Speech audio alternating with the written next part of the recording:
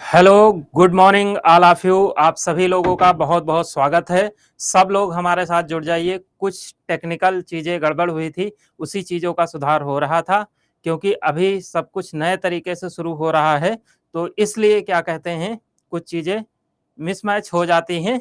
और होपफुली आपको सभी लोगों को आवाज़ आ रही होगी। ये एक बार हमें फटाफट बता दीजिए। सभी लोगों को मेरे तरफ से गुड मॉर्निंग। ठीक है, सब लोग जय हिंद। तो सभी लोग फटाफट बताइए और बस स्टार्ट करते हैं, आज का कारवां शुरू करते हैं फटाफट। देखिए, no audio and video visual होइए सर। ओके, तो अब बालक क्या कहते हैं, ऑडियो वीडियो आया। अब ऑडियो एंड वीडियो आ गया आप लोगों को। ऑडियो एंड वीडियो फटाफट एक काम का कमेंट करें। ठीक, ओके, ऑल क्लियर। देखिए, आप लोगों को ये बात तो पता है कि अगर आप पेड बैच, आप प्रीमियम स्टडी मटेरियल अड्डा पे आपको दिया जाता है। यहाँ पे बिहार करंट अफेयर्स मिलेगा, जॉब अलर्ट्स भी मिलती हैं, अगर कोई नई वैकेंसी आती है उसका भी अपडेट आपको दिया जाता है। डेली क्विजेस होती हैं, subject wise magazine, power capsule, ये सारी चीज़ें होती हैं। नेक्स्ट अगर हम देखें तो यहाँ पे आप लोग अभी तक अगर यूट्यूब पे नहीं है, इसलिए मैं बोल रहा हूं क्योंकि आप लोग को साइंस को लेकर बहुत टेंशन थी, बहुत चिंता थी। अब आप लोग बिल्कुल भी चिंता मत करिए, साइंस की जिम्मेदारी मेरी है। बस आपको यहाँ पे मैं पेड में पढ़ाऊंगा, और यहाँ वाईटी सेशन जो होगा, चैनल है बिहार अड्डा 247, वहां पे हम इंपॉर्टेंट एमसीक्यू यानी कि लेकर आएंगे, जिससे आपको बहुत ज्यादा एग्जाम, ये मान लीजिए ये पेड क्लास करने के बाद अगर आप पीवाईक्यू करके जाते हो तो वहां पे निश्चित रूप से आपको डायरेक्ट एग्जाम में क्वेश्चन मिलेंगे। ये मेरी रिस्पॉन्सिबिलिटी है। तो इसलिए आप लोग बिल्कुल भी इस चीज की रत्ती भर टेंशन ना लें कि कोर्स मैं कवर कराऊंगा, सारी चीजें कंप्लीट मैं कराऊंगा। केवल और केवल आप लोग क्या करते रहें, पढ़ते जाइए। बस समझ में आई बात? हाँ, बस इतना ही करना है। नेक्स्ट चलिए भाई, तो कल हमने शुरू किया था, कल चैप्टर हम लोग पढ़ रहे थे ग्रेविटी। ग्रेविटी में एक दो हेडिंग रह गई थी, उसके बारे में हम लोग पढ़ते हैं, उसके बारे में हम लोग पढ़ते हैं। देन क्या करेंगे हम लोग, क्या कहते हैं, क्लास को मतलब नेक्स्ट टॉपिक, नया टॉपिक पढ़ेंगे। देखिए, एक चीज और याद रखिए, जो अभी पहली बार मान लीजिए किए हैं, हमारी क्लास आ रहे हैं, कल वाली क्लास आप लोगों ने नहीं देखा है, तो हो सकता है जो थोड़ी बहुत चीज हो, कंफ्यूजिंग हो, लेकिन वो भी हम क्लियर करके चलेंगे। नया टॉपिक होगा, 100% समझ में आएगा, ये पूरी गारंटी। देखिए, समझिए, तो आज की हमारी जो हेडिंग है, उस हेडिंग का नाम है गुरुत्वीय त्वरण। अब गुरुत्वीय त्वरण की अगर हम बात करें, ठीक है, गुरुत्वीय त्वरण, तो हमारी हेडिंग है गुरुत्वीय त्वरण। ठीक है, गुरुत्वीय त्वरण को हिंदी में, इंग्लिश में बोलते हैं ग्रेविटेशनल एसिलरेशन। ग्रेविटेशनल एसिलरेशन जो होता है वो क्या होता है, इसके बारे में हम लोग थोड़ा समझेंगे। अब देखिए, अगर आप कॉमन एसिलरेशन जानते हैं, वीडियो नहीं आ रहा है,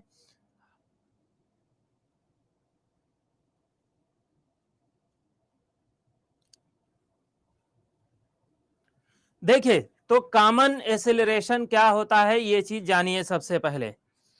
ठीक, कॉमन एसिलरेशन की अगर हम बात करें तो हम लोगों ने पढ़ा है A equals to V upon T होता है। A equals to V upon T का मतलब क्या होता है, ए यहाँ पे जो है वो एसिलरेशन है, जिसको हम त्वरण कहते हैं। वी क्या है, वी है वेलोसिटी, और टी क्या है, समय है। इसका अगर हम डेफिनेशन देखें तो डेफिनेशन होता है रेट ऑफ वेलोसिटी पर second is called acceleration. Hindi में अगर कहें तो ये कहा जाता है कि वेग परिवर्तन की जो दर होती है उसी को त्वरण कहते हैं। लेकिन अभी भी ये चीज आपको क्लियरली समझ में नहीं आई होगी, मैं समझाता हूं, इसको 100% समझ जाएंगे आप। अब जैसे आप कहीं भी जहां क्लास देख रहे हैं, वहां पे आप बैठ के ही देख रहे होंगे। हम मान लेते हैं ये रूम है, यहाँ पे आप बैठे हुए हैं और क्लास देख रहे हैं। तो जब बैठे हैं तो हम पूछें आपकी वेलोसिटी आपके बॉडी में क्या है, आप भी तो फिजिकल बॉडी हैं, तो आप कहेंगे हमारी वेलोसिटी सर 0 है, क्योंकि एक जगह बैठे हुए हैं, हम थोड़ा भी हिलडुल नहीं रहे, तो हमारी वेलोसिटी क्या है, 0 है। अगर अभी थोड़ी देर बाद मम्मी आपको बोले बेटा चले जाओ दूध ले आओ, तो आपको जायज सी बात है, यहाँ पे अगर दुकान पे जाना है तो ये 0 वेलोसिटी से तो पॉसिबल नहीं दूध आ जाए घर में, तो इस वेलोसिटी को क्या करना पड़ेगा, इंक्रीज करना पड़ेगा। यानी कि जब वेलोसिटी क्या होगी, बढ़ेगी, तभी आप दुकान तक पहुंचोगे। अब जब दुकान तक यहां से यहां जाओगे, वेलोसिटी बढ़ेगी, तो कुछ बेटा समय भी तो लगा होगा। ऐसे तो है नहीं कि तुम अंतर्यामी हो, आंखें बंद किए खोले सीधे दुकान पे प्रकट हो गए, तो ये तो पॉसिबल नहीं, तो कुछ समय लग गया। जो यहाँ पे समय लगा, हाँ, जो यहाँ पे समय लगा, तो जो टाइम की अगर हम बात करें तो क्या हुआ, वेलोसिटी चेंज हुई। तो चेंज ऑफ वेलोसिटी पर टाइम जो होता है उसी को हम एक्सीलरेशन कहते हैं। क्या कहते हैं, एक्सीलरेशन कहते हैं। यानी कि एक्सीलरेट करने के लिए ये जरूरी होता है कि उसमें वेलोसिटी आनी चाहिए। अब सवाल ये उठता है वेलोसिटी कैसे आ सकती है। ध्यान दीजिए, सारी चीजें समझ में आ जाएंगी बहुत इजीली। अगर किसी चीज में वेलोसिटी, किसी भी ऑब्जेक्ट में वेलोसिटी को लाना है तो दो तरीके से वेलोसिटी आ सकती है। एक तरीका हो सकता, दो फोर्स लगते हैं वेलोसिटी को जनरेट करने के लिए। ठीक, पहले समझिए, ठीक, हम सारी चीजें, तो वेलोसिटी को जनरेट करने के लिए दो फोर्स लगाए जा सकते हैं। यानी कि वेग को उत्पन्न करने के लिए दो प्रकार के बल लगते हैं। एक बल जो होता है उसको हम कह सकते हैं अट्रैक्शन फोर्स, जिसको हम लोग कहते हैं आकर्षण बल, ठीक, अट्रैक्शन फोर्स।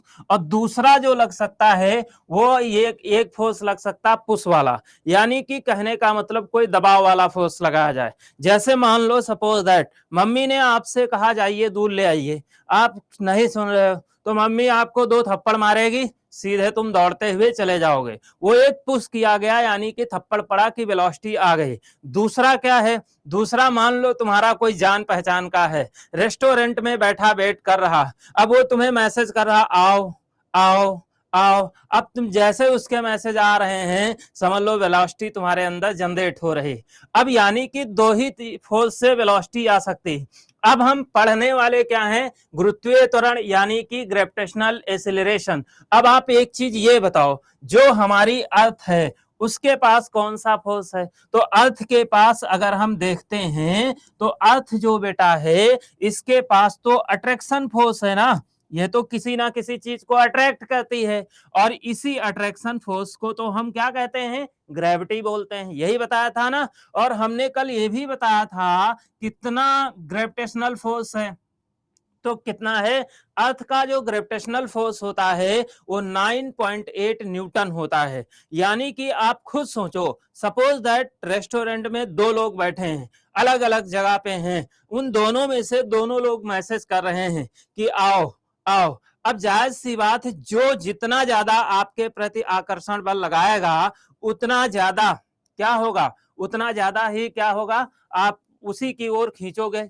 जिसकी खींच के जाओगे। यानी कि कहने का मतलब है जितना जिसके पास अट्रैक्शन फोर्स है उतना ही तो लगा सकता है। अगर हम अर्थ की बात करें तो अर्थ अगर किसी ऑब्जेक्ट को, मान लो ये ऑब्जेक्ट थी, यानी कि ये कोई वस्तु थी, अब इसका वेलोसिटी 0 था, तब तो इसका एक्सीलरेशन होगा नहीं, नहीं होगा ना। जब इसको अपनी ओर खींचा तो ये एक्सीलरेट हो गई, यानी कि ये त्वरित होने लगी। त्वरित होने का मतलब हुआ इसमें त्वरण उत्पन्न हो गया। तो किसके कारण त्वरण उत्पन्न हुआ, अट्रैक्शन फोर्स। और इस अट्रैक्शन फोर्स को क्या कहते हैं, गुरुत्वाकर्षण बल, यानी कि ग्रेविटेशनल फोर्स। तो अब इस गुरुत्वाकर्षण बल के कारण इस वस्तु में क्या उत्पन्न हो गया, एक्सीलरेशन, यानी कि इसमें क्या उत्पन्न हो गया, त्वरण उत्पन्न हो गया। तो इसी त्वरण को हम क्या कहते हैं, गुरुत्वीय त्वरण कहते हैं। यानी कि अब समझिएगा, डेफिनेशन बहुत इजी कर दिया हूं। जब किसी वस्तु को, यानी कि जब किसी ऑब्जेक्ट को ग्रेविटेशनल फोर्स के द्वारा, गुरुत्वीय त्वरण के द्वारा अपनी ओर अट्रैक्ट किया जाता है, अपनी ओर अट्रैक्ट किया जाता, तो उस ग्रेविटेशनल फोर्स के कारण, यानी कि उस गुरुत्वाकर्षण बल के कारण उस वस्तु में एक्सीलरेशन उत्पन्न होता है। यानी कि उस वस्तु में क्या होता है, गुरुत्वीय त्वरण उत्पन्न होता है। और जैसे गुरुत्वीय त्वरण उत्पन्न होता है, निश्चित रूप से उसी को हम गुरुत्वीय त्वरण कहते हैं। तो गुरुत्वीय त्वरण जो होता है इसको बालक स्मॉल g से रिप्रेजेंट किया जाता है। अब आप एक चीज बताइए, इसका जो यूनिट होता है वो होता मीटर पर सेकंड स्क्वायर, यही होता है क्योंकि समय लगता है। अब गुरुत्वीय त्वरण जो है उसका मान कितना होगा, तो हमने बताया जिसके पास जितना फोर्स है उतनी ही ताकत से अट्रैक्ट किया जा सकता है। इसीलिए जो स्मॉल जी होता है उसका वैल्यू जो होता है वो 9.8 मीटर पर सेकेंड स्क्वायर होता है। समझ में आई बात। यहां से क्वेश्चन जो पूछा जाएगा वो ज्यादा से ज्यादा यही मान पूछ लिया जाएगा, लेकिन एज अ टीचर हमारा रिस्पॉन्सिबिलिटी बनता है कि हम आपके एक एक चीज को क्लियर करके चले। ये बताइए यहां पे ये चीज पूरी क्लियर हो गई, कोई डाउट यहां पे बताइए, फटाफट बताइए, यहां पे कोई डाउट फटाफट बताइए। तो कहने का मतलब क्या हुआ, यहां पे अगर हम देखें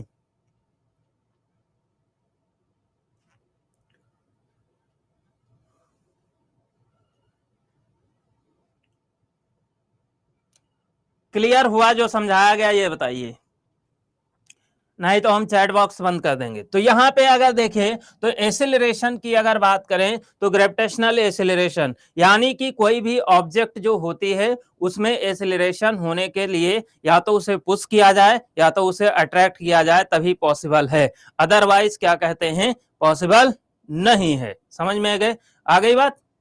हाँ, तो यहाँ पे अब इसके पास हम अर्थ के पास देखें तो कौन सा फोर्स है, तो अर्थ के पास जो फोर्स होता है वो कौन सा होता है, ग्रेविटेशनल फोर्स। ग्रेविटेशनल फोर्स होने के कारण ये जब किसी ऑब्जेक्ट को अट्रैक्ट करता है तो उस ऑब्जेक्ट में जब एसिलरेट होती है वो ऑब्जेक्ट तो उसी को हम ग्रेविटेशनल एसिलरेशन बोलते हैं। ठीक है, ये चीज क्लियर हो गई। बोलिए अब नेक्स्ट चलते हैं, देखिए ध्यान दीजिए, अगर हम एक और डेफिनेशन होती है इसके अलावा अगर हम देखें तो क्या डेफिनेशन होती समझिएगा। एक होता है स्केप वेलोसिटी, स्केप वेलोसिटी की अगर हम बात करें, ठीक, जिसको हम हिंदी में कहते हैं पलायन वेग।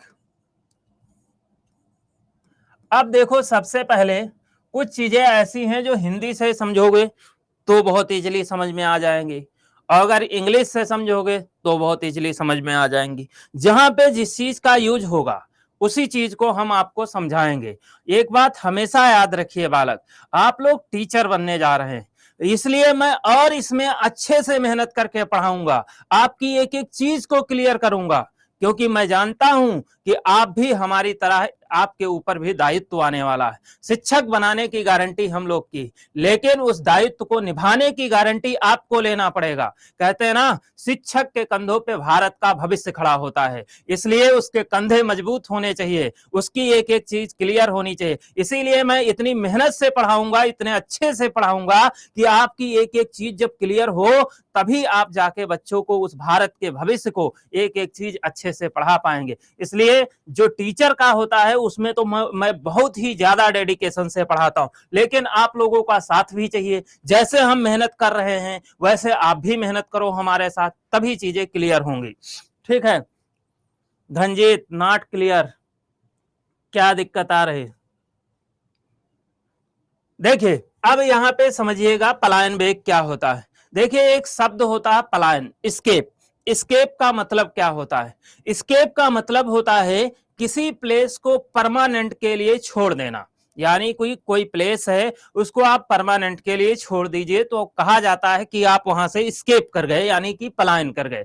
जैसे सपोज दैट आप पटना में रहते हैं, पटना में से कोई आपको ऐसी शिकायत हो गई या पटना से कोई ऐसी बात हो गई कि आप जीवन भर के लिए पटना को अपने जीवन से त्याग कर दिए, तो ये माना जाता है कि आप पटना से पलायन कर गए हैं या स्केप कर गए हैं। अब समझिएगा, अगर मान लो ऐसा सिचुएशन आता है कि किसी को पलायन करना पड़ता है, कोई भी चीज हो, तो जायज सी बात है पलायन इतनी आसानी से कोई चीज नहीं होती, उसको उसमें पुश फोर्स बहुत ज्यादा लगाया जाता है। क्या लगाया जाता है, उसको बहुत ज्यादा पुश किया जाता है, इसलिए वो चीज क्या होती है, पलायन करती है। अब जब इसको यानी कि पुश करेंगे तो इसमें एक्सटर्नल फोर्स लगेगा। कौन सा फोर्स लगेगा, एक्सटर्नल फोर्स लगेगा। एक्सटर्नल फोर्स यानी कि बाहरी बल। तो उसी प्रकार से अगर कोई ऑब्जेक्ट है उसको हम इतनी ज्यादा एक्सटर्नल फोर्स से फेंकते हैं कि वो अर्थ के ग्रेविटेशनल रीजन को पार कर जाए,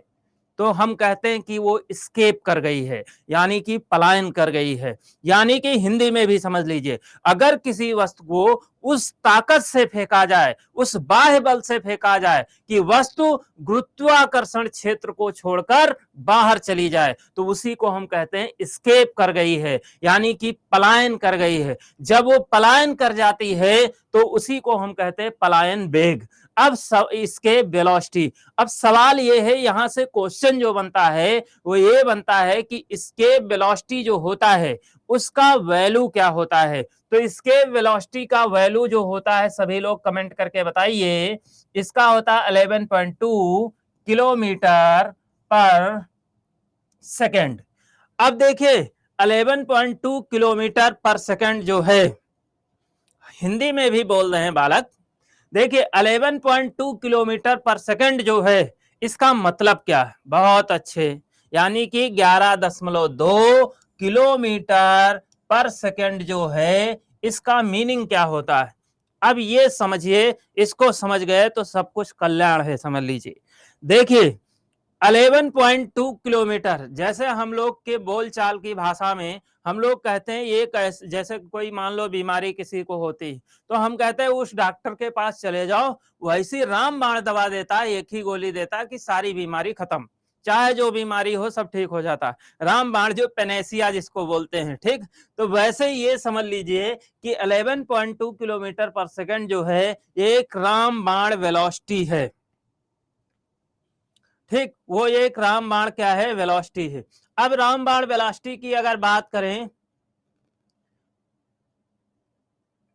रामबाण वेलोसिटी की अगर हम बात करें तो ध्यान दीजिएगा, रामबाण वेलोसिटी जो होती है उसको कहने का मतलब क्या होता है? रामबाण वेलोसिटी का मतलब यह है कि अगर किसी ऑब्जेक्ट को इतना ज्यादा एक्सटर्नल फोर्स दिया गया, अगर किसी वस्तु को इतना ज्यादा बाहरी बल दिया गया कि वह वस्तु, उस वस्तु में कितनी वेलोसिटी आ गई? 11.2 किलोमीटर पर सेकेंड। तो ये फिक्स हो जाता है, इस बात की गारंटी हो जाती है कि उस ऑब्जेक्ट को यानी कि एस्केप करना पड़ेगा, तो एस्केप करना पड़ेगा, यानी कि फिर तो ऐसा पॉसिबल नहीं है कि एस्केप ना कर पाए कोई, फिर तो करना ही करना है। ये बात जान लीजिए आप लोग।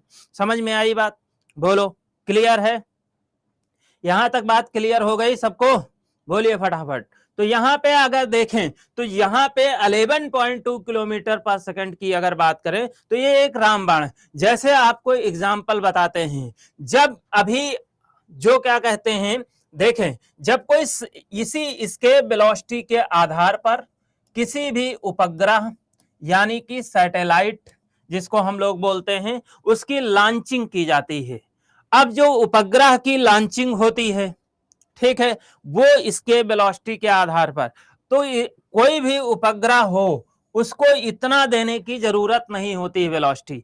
अगर आप चाहो, आप सोचो कि क्या उसको 11.2 किलोमीटर दिया जाता है? नहीं, वो उसको 9.8 से कम भी होता है, या इसी के आसपास अगर वेलोसिटी दे दी जाती है तो वो एस्केप कर जाता है, इससे ज्यादा की जरूरत नहीं पड़ती है। लेकिन हाँ, मान लो कोई ऐसा है नहीं जा रहा है, अब वो कह रहा हम नहीं जाएंगे, वो कह रहा नहीं जाएंगे, तब ऐसी सिचुएशन में क्या होता है? ऐसी सिचुएशन में 11.2 किलोमीटर लगा दिया जाए तो उसको एस्केप करना पड़ता है, फिर नहीं। जैसे सपोज दैट एक एग्जांपल दे देते हैं, जैसे मान लो आप हो, आपको कहा गया चंद्रमा पे चले जाओ, आप कह रहे हो नहीं जाएंगे, नहीं जाएंगे, 9.8 का फोर्स लगाया गया रॉकेट में, आप जा ही नहीं रहे हो, कह रहे हो चलो भगवान भी साथ दे रहा है। लेकिन जैसे इतना फोर्स दिया गया कि 11.2 किलोमीटर की वेलोसिटी आई, फिर इस ब्रह्मांड की कोई ऐसी ताकत नहीं है जो आपको रोक सके। एस्केप करना है तो एस्केप करना है, कर जाएंगे पलायन, फिर तो कोई भी ना रोक पाएगा। समझ में आई बात? तो यानी कि कहने का मतलब क्या है, इसके वेलोसिटी जो होती है उसी के आधार पर सैटेलाइट्स जितने होते हैं वो लॉन्च किए जाते हैं। मैं एक चीज देखूंगा आप लोगों में, अगर स्पेस से रिलेटेड आप लोगों में कुछ क्वेश्चन आए होंगे या आते हैं, क्योंकि पहली बार पेपर हो रहा टीचिंग का, तो मैं आप लोगों को जरूर उसके बारे में लास्ट में स्पेस टेक्नोलॉजी का छोटा सा हिस्सा मैं आप लोगों को पढ़ा दूंगा। ठीक है, आप यानी कि टोटली अल्टीमेटली कहने का मतलब क्या है कि आप केवल और केवल रोज क्लास करिए, जो आपको पढ़ाया जाता है उसको आप पढ़िए। ठीक है, और इसकी जिम्मेदारी मेरी है कि आपके पेपर में क्वेश्चन को फंसाना। हाँ, ठीक है, बिल्कुल पढ़ाएंगे। आपको कोई चीज ऐसी नहीं, ये आप बर्डन ही ना लो कि कितना पढ़ाया जाएगा, कम ना पढ़ा दें सर। पूरा पढ़ाएंगे, पूरी ईमानदारी से पढ़ाएंगे, पूरी मेहनत करेंगे, पीवाईक्यूज भी कराएंगे। वाईटी पे क्या कहते हैं, वाईटी पे क्या कहते हैं, पीवाईक्यू शुरू होगा। आप लोग वाईटी पे आइए, पीवाईक्यू कीजिए, सब कुछ आपको कंप्लीट कराया जाएगा। हाँ, क्वेश्चन सेट करके, हाँ सब करेंगे बालक, आप लोग के लिए पूरी मेहनत की जाएगी। समझ में आई बात? तो अब नया चैप्टर शुरू होने वाला है। अगला चैप्टर जो है वो ध्यान दीजिए। अगला चैप्टर हम लोग पढ़ने वाले हैं जो हमारा था, बहुत छोटा सा चैप्टर है जिसका नाम है प्रेशर। प्रेशर को हिंदी में कहते हैं दाब। क्या कहते हैं? दाब कहते हैं। अब इसको बहुत ही आसान तरीके से समझेंगे। देखिए, ज्यादा कमेंट मत कीजिए, पहले पढ़ लीजिए, लास्ट में 2-4 मिनट हम लोग डिस्कशन कर लेंगे। अगर क्या कहते हैं प्रेशर की बात करें तो प्रेशर होता क्या है समझिए। इसके आप लोगों ने 2 फार्मूले पढ़े होंगे। तो पहला इसका फार्मूला है P is inversely proportional to A। ठीक, P is inversely proportional to A, इसी ये फार्मूला होता है। इस फार्मूले को याद रखना है। अब इस फार्मूले का मतलब क्या, डेफिनेशन सबसे पहले इसकी जानते हैं। देखिए, कल मैं इंट्रोडक्शन क्लास में मैं बताया था कि जो क्वेश्चन आते हैं उसमें कभी भी क्वेश्चन में डेफिनेशन नहीं पूछी जाती, उसमें आज की डेली लाइफ में कहां पे फिजिक्स यूज होती वो क्वेश्चन पूछे जाते हैं। जैसे हम माइक से हमारी साउंड को कैप्चर करता है तो पूछ लेता माइक कौन से प्रिंसिपल पे काम करता है। कैमरा हमारे वीडियो को कैप्चर करता तो पूछ लेता कैमरा कौन से प्रिंसिपल पे काम करता है। इसी प्रकार से क्या कहते हैं, आप जैसे एसी में बिल्कुल भी चिपचिपाहट नहीं होती है, बहुत कंफर्टेबल फील होता, तो पूछ लेता एसी कौन से प्रिंसिपल पे काम करती है। तो यही सब इसी सब से रिलेटेड क्वेश्चन किए जाते हैं, इसलिए आप इस चीज से बिल्कुल निश्चिंत रहें, मैं सारी चीज कंप्लीट करा दूंगा एक एक चीज। तो पहले हम डेफिनेशन जानेंगे, फिर अगर डेफिनेशन से हमारे इजीली क्वेश्चन हो सकते हैं तो डेफिनेशन से करेंगे, नहीं हो सकते हैं तो उसका ट्रिक बताएंगे। ट्रिक भी ऐसा बताएंगे आप पढ़ो, अपने बच्चों को पढ़ा दो, वो कभी फेल नहीं होगी, क्योंकि साइंस जो होती है वो यूनिवर्सल होती है, यानी कि जो सिद्ध है वही विज्ञान है। तो हम ट्रिक भी ऐसी बताएंगे जो यूनिवर्सल होगी। हाँ देखिए, अब जैसे क्या कहते हैं इसका डेफिनेशन क्या होगा, पहले इंग्लिश की डेफिनेशन जान लेते हैं। ठीक, पर यूनिट एरिया पर लगने वाला जो फोर्स होता है उसी को प्रेशर कहा जाता है। क्या कहा जाता है? पर यूनिट एरिया पर लगने वाला फोर्स क्या कहलाता है? प्रेशर कहलाता है। यानी कि अगर हिंदी में आप देखिए समझिएगा, ये कहा जाता कि एकांक क्षेत्रफल पर यूनिट एरिया, एकांक क्षेत्रफल पर लगने वाला जो बल है उसी को हम क्या कहते हैं? दाब कहते हैं। लेकिन सवाल क्या है, सवाल ये है, इसमें एक क्वेश्चन बनता है कि एकांक क्षेत्रफल क्या होता है, क्योंकि जो मेरे प्यारे लल्ला लोग जो हैं, जो आर्ट साइड के हैं, उनको हो सकता है ना समझ में आए एकांक क्षेत्रफल क्या होता है। तो समझिए, थोड़ी देर हमारी तरफ ध्यान आकर्षित करिए, एकांक क्षेत्रफल मैं तुरंत समझा दूंगा। देखिए, जैसे ये बोर्ड है, इस बोर्ड पे अगर मैं पर्टिकुलर एक जगह पे ऐसे मार्कर रख के दबाना शुरू करूं, ताकत लगाना शुरू करूं, तो ये पर्टिकुलर एक जगह पे देखो लगाया हूं, तो एकांक क्षेत्रफल हो गया। अभी मैं इसको चारों तरफ से ऐसे दबाना शुरू करूं, दोनों हाथ लगा दूं, सर भी लगा दूं, तो ये मतलब क्या कहते हैं, मल्टी पोर्शन में क्या कहते हैं, फोर्स सप्लाई होगा। तो कहने का मतलब क्या हुआ, जब पर्टिकुलर एक जगह पे कोई फोर्स लगता है, आप देखो ध्यान से देखो, हो सकता है मेरा हाथ भी दबने लगेगा, मैं लगा तो फोर्स रहा हूं एकांक क्षेत्रफल पर यूनिटरी एरिया पर, लेकिन देखो तो फोर्स लगा रहा हूं, हाथ में गड्ढा ना हो जाए। यानी कि कहने का मतलब वो तुरंत ऐसा लगता है हम फोर्स नहीं लगा रहे हैं, प्रेशर लगा रहे हैं। क्यों? क्योंकि जब यूनिटरी एरिया पर फोर्स लगता है तो प्रेशर ही हो जाता है। तो यही इसकी डेफिनेशन होती। लेकिन इस साइंस साइड के बच्चे जो हैं वो तो क्वेश्चन कर लेंगे, आर्ट साइड के बालक इससे क्वेश्चन नहीं कर पाएंगे। तो उनका ट्रिक समझो, इसका ट्रिक क्या है बालक। ठीक, अब इसके ट्रिक की अगर हम बात करें तो देखिए, जब कोई चीज इनवर्सली प्रोपोर्शनल होती है तो वो एक दूसरे के अपोजिट होती है, वो एक दूसरे के अपोजिट होती है। जैसे अगर क्या कहते हैं यहां पे हम देखें तो एरिया अगर बढ़ेगा तो प्रेशर बाबू क्या होगा, घटेगा। एरिया अगर बढ़ेगा तो प्रेशर घटेगा, और अगर एरिया को हम घटा दें तो प्रेशर बेटा क्या होता है, बढ़ता है। चाहे आप इसको उल्टा याद कर लो, कोई दिक्कत नहीं, क्योंकि इनवर्स में हमेशा चीजें क्या होती हैं, उलट जाती हैं। कहने का मतलब क्या हुआ, अगर प्रेशर मान लो बढ़ा तो एरिया घटेगा, प्रेशर घटा तो एरिया बढ़ेगा। अब जैसे तुम ही लोग हो, तुम लोग पे इस वक्त एग्जाम का प्रेशर बढ़ रहा है, तो जायज सी बात है तुम्हारे शरीर का एरिया घटेगा। यह नहीं है जितना ज्यादा एग्जाम का प्रेशर बढ़ रहा है उतना तुम फैलते जा रहे हो, मोटे होते जा रहे हो। घर वाले मोहल्ले वाले सोचे इनको कौन से सुख प्राप्त हुए हैं, राज दरबार प्राप्त हुए।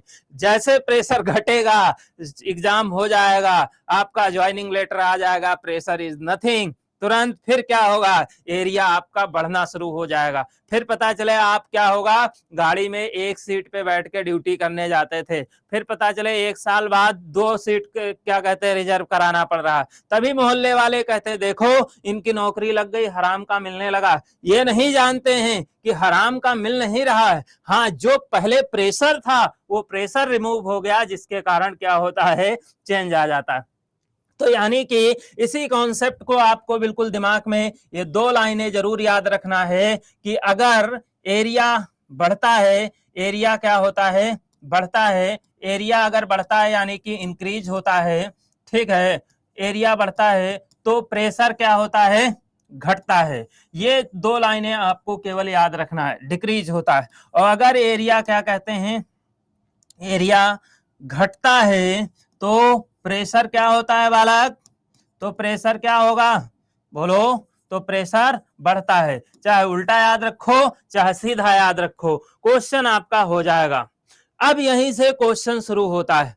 क्वेश्चन देखो क्या पूछा जाता है। पहला क्वेश्चन ध्यान दीजिए, क्वेश्चन पूछता है, गुब्बारा जानते हो, गुब्बारा एक ऐसी चीज है जो इंसान के जीवन में बचपन से लेकर 55 तक काम आता है। देखिए बालक ध्यान दीजिए, क्वेश्चन पूछता है कि गैस से भरे गुब्बारे में, यानी कि बलून है जो गैस से भरा हुआ है, अब इस गैस से भरे गुब्बारे को नाखून की अपेक्षा, यानी कि नाखून की अपेक्षा सुई से आसानी से फोड़ा जा सकता है। यानी कि एक आप निडल से उसे ब्रेक कर रहे हो, दूसरा आप नाखून से। क्यों ऐसा होता है, क्योंकि सुई जो होता है उसका एरिया बाबू क्या होता है, कम होता है। अब तुम लोग कमेंट करके बताओ, अगर एरिया कम होगा तो प्रेशर क्या लगाएगी निडेल, बताओ, तो प्रेशर क्या लगाएगी, तो प्रेशर क्या हो जाएगा, ज्यादा हो जाएगा। अगर प्रेशर ज्यादा हुआ तो निश्चित रूप से बलून क्या होगा, जल्दी फूट जाएगा। इसीलिए क्या होता है, नाखून के कंपैरिजन में क्या होता है, निडल से आसानी से बलून फूट जाता है। ये क्वेश्चन पूछा गया क्वेश्चन है। नेक्स्ट क्वेश्चन देखो, अब तुम लोग बाबू लोग खाना बनाना भी तुम लोग को आता होगा, खाना भी बनाते होगे, तो जायज सी बात है अगर खाना बनाते हो तो सब्जी को काटना भी पड़ता होगा। तो ये तुम लोग नाइफ भी रखे होगे, नहीं रखे होगे। अब देखो क्या होता है, जब हम नया नाइफ खरीद के लाते हैं तो जब ध्यान दीजिए, आलू जब काटते हो, अब फील करो आलू काट रहे हो, तो जब नया होता तो उसमें धार जो होती है बहुत शार्प होती है, यानी कि बहुत घिस के उसे पतला बना दिया जाता। तो हम उसको क्या करते हैं, हमको अंगूठा बचाना पड़ता है काटते समय, कहीं अंगूठा ना कट जाए, इतना ज्यादा 67 आलू कटता चला जाता है। यानी कि इसको जब घिस घिस के इसका एरिया कम कर दिया जाता है तो इस पे प्रेशर चाकू पे खुद जनरेट हो जाता है, प्रेशर ज्यादा हो जाता है, इसलिए अंगूठा तक बचाना पड़ता है। लेकिन जब 2 साल तक उसी चाकू से काटते रहते हो, क्या काटते रहते हो? कुछ और नहीं, आलू की बात कर रहा हूं। जब 2 साल तक उसी से काटते रहते हो तो धार उसकी मोटी हो जाती है, और जैसे धार उसका मोटा होता है, एरिया इंक्रीज होता है, तो प्रेशर उसका डिक्रीज होता है। तब आपको आलू पर अंगूठे से एक्सटर्नल फोर्स लगाना पड़ता है, आलू को अंगूठे से दबा दबा के काटना पड़ता होता, ऐसा नहीं होता है। तो कहने का मतलब क्या हुआ कि क्वेश्चन पूछता है कि चाकू की धार को जो शार्प बनाते हैं, चाकू की धार को शार्प बनाया जाता, क्यों? इसलिए शार्प बनाया जाता है क्योंकि एरिया घटने से प्रेशर क्या होता है? इंक्रीज हो जाता है। समझ में आई बात? बोलो। अब अगर आप लोगों को समझ में आ गई तो पोरवाल सर के लिए बोलो गुड परफॉर्मेंस। ये हमारा कोड है, ये हर जगह नारे लगाते रहो गुड परफॉर्मेंस के। समझ में आई बात? बहुत अच्छे। चलिए नेक्स्ट क्वेश्चन आते हैं। क्वेश्चन देखो कैसे आपको टैकल कराते हैं। फिजिक्स को आप खेलना शुरू कर दोगे, ये मेरी गारंटी। फिजिक्स हो, बायोलॉजी हो, केमिस्ट्री, आपको लगेगा ही नहीं साइंस पढ़ रहे हैं, ये मेरी गारंटी है। बस गुड परफॉर्मेंस, बहुत अच्छे मेरे लाल। नेक्स्ट देखिए अगला क्वेश्चन। डैम जानते हैं आप लोग? डैम यानी कि बांध की हम बात कर रहे हैं। डैम जानते हैं? बिल्कुल। कोसी नदी तो जानते हैं बिहार में। आप लोग तैरना आता नहीं आता आप लोग को? बहुत अच्छे। तो क्वेश्चन पूछता है डैम जो होता है, डैम का अगर स्ट्रक्चर आप देखेंगे, ओ सिट, डैम का अगर आप स्ट्रक्चर देखेंगे तो ध्यान दीजिए। जैसे डैम जो कहते हैं, डैम जो होता है उसका निचला हिस्सा चौड़ा बनाया जाता है। तो डैम अगर बनता है तो ऐसे बनता है, ये यहाँ पे इसके ऊपर से रोड ही, ये समझ लो रोड होती है, ठीक है, ये रोड होती है, ठीक। तो यहाँ पे क्या होता है, डैम का निचला हिस्सा, क्यों इसको चौड़ा कहते हैं? इसकी मतलब क्या कहते हैं, चौड़ाई इसकी इंक्रीज क्यों की जाती है? सिंपल सा लॉजिक है वही। अब देखिए, यानी कि अगर इसका चौड़ाई इंक्रीज किया गया है तो जायज सी बात है बाबू, इसका एरिया इंक्रीज हुआ है। और अगर इसका एरिया इंक्रीज हुआ है तो जो पानी द्वारा लगने वाला डैम पे प्रेशर होगा वो क्या कर देगा?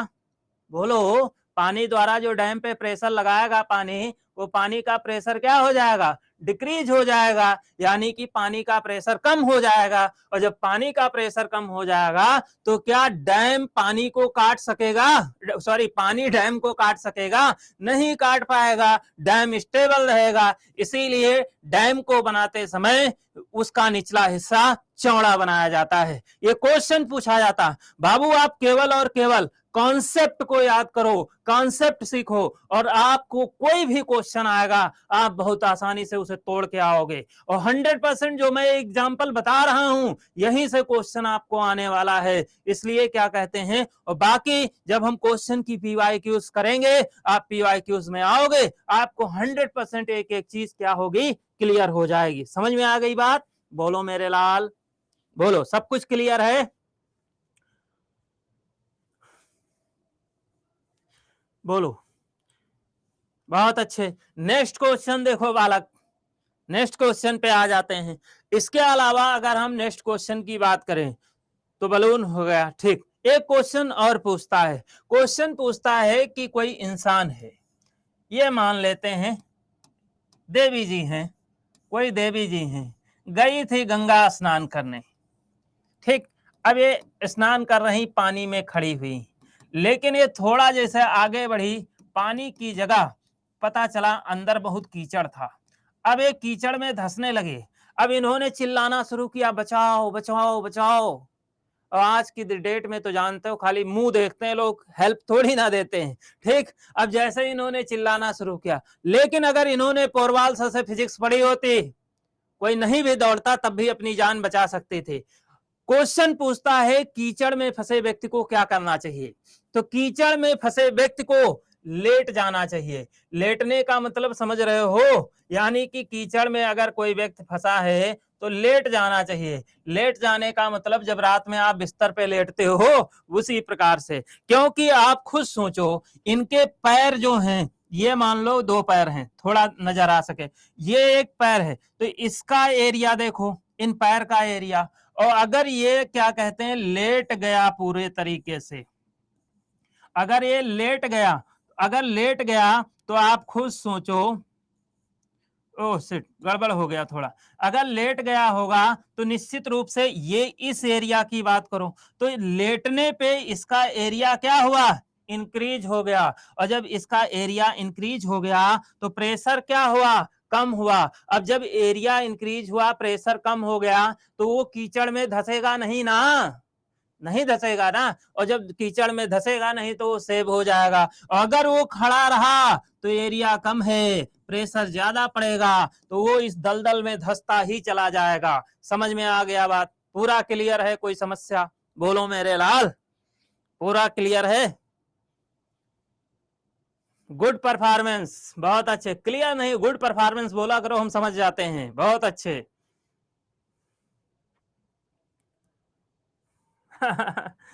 ठीक है, चलिए तो इसको मैं रिमूव कर दूं क्योंकि स्लाइड का थोड़ा भी अभाव हमारे पास है। ठीक है, मैं आप लोगों को कोशिश करूंगा इसके एक एक नोट्स मैं बना के कोशिश कर सकता हूं क्योंकि टाइम बहुत कम बचा है, थोड़ा मैं लेट आया हूं, रिस्पॉन्सिबिलिटी ज्यादा आ गई, आपका कोर्स भी कंप्लीट कराना है, PYQs भी कराना है ताकि क्वेश्चन फंस सके। मैं लेकिन कोशिश करूंगा अगर मैं PDF तैयार कर पाता हूं तो PDF भी आपके लिए दूंगा। ठीक है, लेकिन ये अभी 100% कमिटमेंट नहीं, आज से मैं वर्किंग शुरू किया हूं तो आज से मैं जुटूंगा, जितना कर पाऊंगा उतना आपके लिए बेहतर से बेहतर करूंगा, लेकिन इतना जरूर करके जाऊंगा कि आपका क्वेश्चन ना गलत हो, ये मेरी जिम्मेदारी। ठीक, नेक्स्ट देखो बालक, अब इसके बाद एक दूसरा फार्मूला जो हम बताने वाले थे उस फार्मूले पे आ जाओ। ये फार्मूला जो है, इस फार्मूले में थोड़ा अंतर है। आपने नाम सुना होगा पास्कल जी का, तो पास्कल प्रिंसिपल एक है, सुने हो नहीं सुने हो, हिंदी में इसको पास्कल सिद्धांत कहा जाता है। यह भी आपको चुटकी में समझ आएगा, कैसे, चुटकी बजाते ही समझ आएगा, बस ध्यान से सुनिए। पास्कल जी ने फार्मूला क्या दिया था, इनका फार्मूला था P is directly proportional to F upon A। अब इसको कैसे समझेंगे, ये भी चीज जान लो बालक, समझिए, ध्यान से समझिए। पास्कल जी जो थे, इन्होंने क्या किया, एक बर्तन लिया, अब उस बर्तन में, ये एक बर्तन लिया, उस बर्तन में इन्होंने पानी को भर दिया, पानी भर गया भाई, ठीक, हम भी भर देते हैं, ठीक, पानी भर गया, ठीक। अब देखो, जब इन्होंने उस बर्तन को लिया और उसमें किसको भर दिया, पानी को, तो पानी जो था, आप जानते हैं पानी एक क्या है, पदार्थ है। अब वो पानी के द्वारा क्या होता, पानी भी, पानी के इंडिपेंडेंट अलग अलग मॉलिक्यूल्स होते हैं, यानी कि ये एक प्रकार का तरल है। तो हम मान लेते हैं ये सब क्या है, पानी के मॉलिक्यूल्स, जो ये भरे हैं पूरे सब मॉलिक्यूल्स हैं, सारे के सारे मॉलिक्यूल्स ही हैं। अब ये पानी के मॉलिक्यूल्स हैं। अगर आपने ठोस द्रव गैस की डेफिनेशन पढ़ी होगी तो ठोस में ये कहा जाता है कि जो सॉलिड के मॉलिक्यूल्स होते हैं, यानी कि जो ठोस के अणु होते हैं, क्या होते हैं, ठोस के जो अणु होते हैं, उनके बीच अट्रैक्शन फोर्स यानी कि आकर्षण बल बहुत ज्यादा होता है। आकर्षण बल बहुत ज्यादा होने के कारण वो डेंस होते हैं, यानी कि वो सघन होते हैं, और जब सघन होते हैं तो निश्चित रूप, आकर्षण बल बहुत ज्यादा होने के कारण वो क्या होते हैं, सघन हो जाते हैं, तो डेंसिटी उनका इंक्रीज होता है। तो ये वो मॉलिक्यूल्स एक दूसरे के पास आते हैं, और जो लिक्विड होता है उनके मॉलिक्यूल्स के बीच अट्रैक्शन फोर्स कम होता है, इसलिए वो पास आने की जगह एक दूसरे से दूर भागते हैं। अगर गैस की बात करें तो ये माना जाता है कि जो गैस के मॉलिक्यूल्स होते हैं उनके बीच, गैस के मॉलिक्यूल्स जो होते हैं उनके मॉलिक्यूल्स के बीच अट्रैक्शन फोर्स नेग्जिबल होता है। नेग्जिबल को हिंदी में नगण्य कहते हैं। नगण्य का मतलब या नेग्जिबल का मतलब होता है ना के बराबर, जो ना के बराबर होता है उसी को शून्य कहा जाता है। लेकिन साइंस कभी भी शून्य का समर्थन नहीं करती है, कहती है पॉसिबिलिटी हर जगह भी होता है, यानी कि नो में भी वो यस तलाशती है। इसलिए साइंस में कभी जीरो चीज, जीरो नहीं पढ़ेंगे, वहां पे नेग्जिबल नेग्जिबल पढ़ाया जाता है, नेग्जिबल यानी कि ना के बराबर, जिसको हम लगभग डिक्लेयर कर सकते हैं वो शून्य ही होता है। इसलिए उसके मॉलिक्यूल्स को तो प्रेशर देके सिलेंडर में रखना पड़ता है, और थोड़ा सा कहीं नोजिल दब गया तो उसके मॉलिक्यूल्स तुरंत भाग पड़ते हैं, उनको एक साथ रखना ही बड़ा मुश्किल टास्क होता है। अब यहाँ पे लिक्विड है, ध्यान दीजिए, ये बालक हमने बताया क्या है, तो ये है बर्तन, लिख लो बर्तन। इसमें भरा हुआ क्या है, तो इसमें पानी की जगह आप लिक्विड लिख लो, क्योंकि कोई कहेगा गुरुजी हम मिट्टी का तेल भरना चाहते हैं, कोई कहेगा पेट्रोल भरना चाहते हैं, तुम लोग इच्छाधारी प्राणी हो, जो चाहो वो भर लो, इसलिए मैंने लिक्विड लिख दिया। ठीक, अब इसके जो मॉलिक्यूल्स थे वो एक दूसरे से दूर भाग रहे थे, यहाँ पे भी भाग रहे थे, बिल्कुल भाग रहे थे, भागो भैया खूब भागो, कोई बात नहीं। अब ध्यान दो इस मॉलिक्यूल्स को, जो ये मॉलिक्यूल्स भाग रहे थे, जो ये मॉलिक्यूल्स भाग रहे थे, तो ये भाग के कहीं जा तो सकते नहीं। अब इसको देखो तो ये जा रहा था बर्तन की दीवार के यूनिटरी एरिया पे टकरा रहा था। भाई एक ही जगह तो टकरा रहा है, तो यूनिटरी एरिया हो गया ना, यानी कि एकांक क्षेत्रफल हो गया। इधर देखो तो इधर भी टकरा रहा है, अब ये कहीं भाग नहीं पा रहा है, यानी कि ये मॉलिक्यूल्स जो हैं वो बर्तन के सरफेस के यूनिटरी एरिया पर टकरा रहे हैं, टकरा रहे नहीं टकरा रहे हैं, और टकरा रहे हैं तो जाहिर सी बात जब यहां से वहां टकराते होंगे तो फोर्स लगता होगा, लगता नहीं लगता। अब देखो समझो इसके डेफिनेशन देखो, डेफिनेशन यानी कि जब किसी पॉट में लिक्विड को फिल किया जाता है, ध्यान दीजिए, जब किसी पॉट में लिक्विड को फिल किया जाता है तो लिक्विड के एवरी मॉलिक्यूल के द्वारा, ध्यान से सुनिएगा, लिक्विड के एवरी मॉलिक्यूल्स के द्वारा बर्तन की सरफेस की पर यूनिट एरिया पर, यानी कि पॉट के सरफेस के पर यूनिट एरिया पर जो लगने वाला लॉन्गिट्यूशनल फोर्स होता है उसी को क्या कहते हैं, प्रेशर कहते हैं। हिंदी में समझो, यानी कि जब किसी बर्तन में द्रव को भरा जाता है, ध्यान सुनिएगा आपको डेफिनेशन क्लियर, जब किसी बर्तन में द्रव को भरा जाता है तो द्रव के प्रत्येक अणु द्वारा बर्तन की सतह के एकांक क्षेत्रफल पर लगने वाला लंबवत बल को ही क्या कहा जाता है, दाब कहा जाता है। जब कोई जाता है सीधे ऐसे टकराता है तो इसको लंबवत बल कहते हैं, यानी कि ये समझ लीजिए एक लंबवत बल लगता है। ठीक है,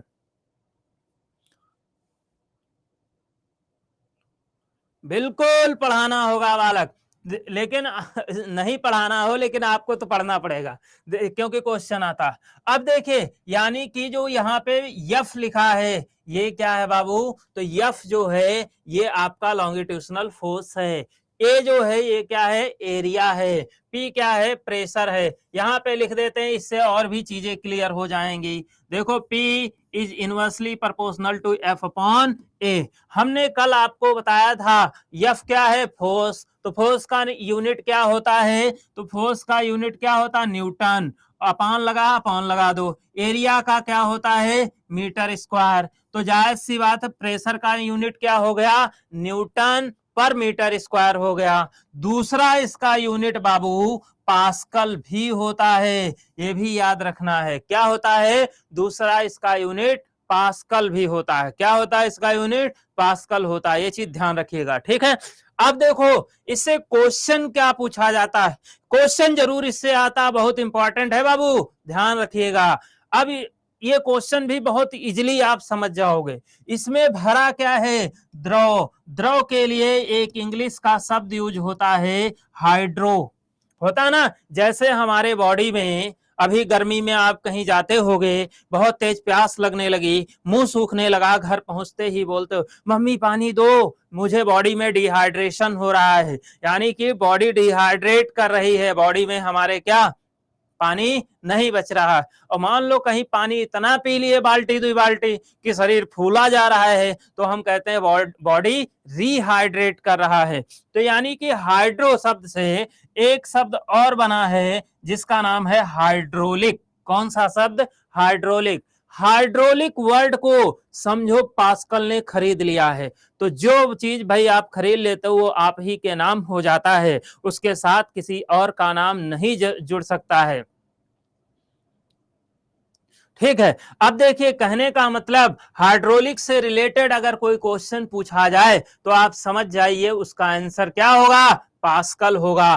क्वेश्चन पूछता है कि हाइड्रोलिक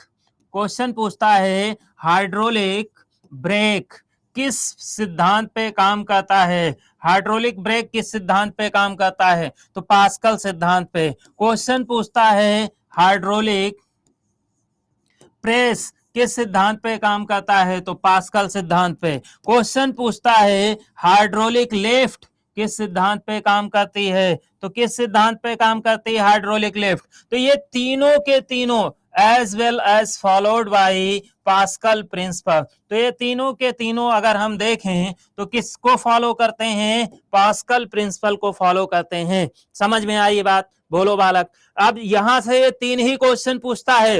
वैसे आप जान लीजिए इस धरती पे जितनी चीजें हाइड्रोलिक हैं वो सब और सब पास्कल थ्योरी को ही फॉलो करती हैं, पास्कल प्रिंसिपल को ही फॉलो करती हैं। बोलिए, यहां तक क्लियर हो गया? इसमें कोई डाउट, कोई समस्या? बोलो बालक फटाफट, सभी लोग फटाफट बोलिए। अरे बाबू थोड़ा वेट करो, बर्नौली थ्योरम भी पढ़ाएंगे, ठीक है। अब आप बताओ, पास्कल में बर्नौली पढ़ा दें? हैं? मतलब आप इच्छाधारी हो ये मैं जानता हूं, लेकिन आप क्या कहते हैं, इतने हर जगह अपनी इच्छाएं प्रकट ना करो। नीचे क्या है? नीचे कुछ नहीं है, हाइड्रोलिक लिफ्ट है। अच्छा आप लोग ये बता दो,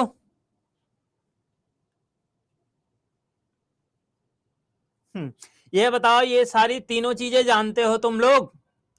चलो हम फटाफट बता देते हैं। देखो, हाइड्रोलिक ब्रेक जो होता है वो क्या होता है, जो डिस्क ब्रेक होता वो एक्चुअल में हाइड्रोलिक ब्रेक होता है। उसमें ऑयल पड़ता है, प्रेशर जनरेट होता है, इसीलिए वो ब्रेक बहुत फास्ट होती है। जहां लगा दो वहीं पे क्या, गाड़ी जाम हो जाती है। उसी को हाइड्रोलिक ब्रेक कहते हैं। हाइड्रोलिक प्रेस क्या होते हैं, स्टीम प्रेस जिनको आप बोलते हो उसी को हाइड्रोलिक प्रेस कहते हैं। पहले देखो पानी छिड़क छिड़क के कपड़े प्रेस करते थे ताकि अच्छे से क्रीच आ जाए, तो उसी को नहीं, इसको नाम यही बाबू, हिंदी में भी हाइड्रोलिक ही कहा जाता है, ठीक है। हाँ, हिंदी में भी हाइड्रोलिक कहा जाता, ठीक है। जिसका हिंदी होता मैं बोलता हूँ बाबू, क्यों आप लोग परेशान हो रहे हो, मैं तो सब बताता हूँ ना। तो यहाँ पे हाइड्रोलिक प्रेस जो होता है, स्टीम प्रेस जिसको आप लोग बोलते हो, वो हाइड्रोलिक प्रेस होता है, हाँ, जिससे कपड़े प्रेस किए जाते हैं। हाइड्रोलिक लिफ्ट जो होता है, ये बच्चा जैक को कहा जाता है, जिससे ट्रक ट्राली इसके पहिया को उठाया जाता है, वो सब हाइड्रोलिक क्या होते हैं, हाइड्रोलिक लिफ्ट होते हैं, उसी को हाइड्रोलिक लिफ्ट कहते हैं। पीडीएफ का जुगाड़ कर दीजिएगा, बिल्कुल मैं कोशिश करूंगा, जुगाड़ करूंगा, ठीक है। ठीक है, बोलिए, ठीक है। मोटरसाइकिल में जितनी डिस्क ब्रेक हो, चाहे मोटरसाइकिल हो, चाहे तुम्हारी बैलगाड़ी हो, चाहे हाथी गाड़ी हो, चाहे ट्रक हो, चाहे ट्राला हो, जितने में हाइड्रोलिक डिस्क ब्रेक लगी है वो हाइड्रोलिक ब्रेक है। वो केवल और केवल एक इंसान को फॉलो करता है, वो है पास्कल साहब। समझ में आ गई बात, बोलो। हाइड्रोलिक लिफ्ट, कभी ट्रक या ट्राली का पहिया पंचर हो गया हो, उस पंचर को तो पहिया खोलने के लिए जैक लगाते देखा, जिससे वो पहिया उठाया जाता है। वो पहिया जो है वो जो उठाया जाता है जिससे, उसी को हाइड्रोलिक लिफ्ट कहते हैं। वेट लिफ्टिंग की जाती है इससे।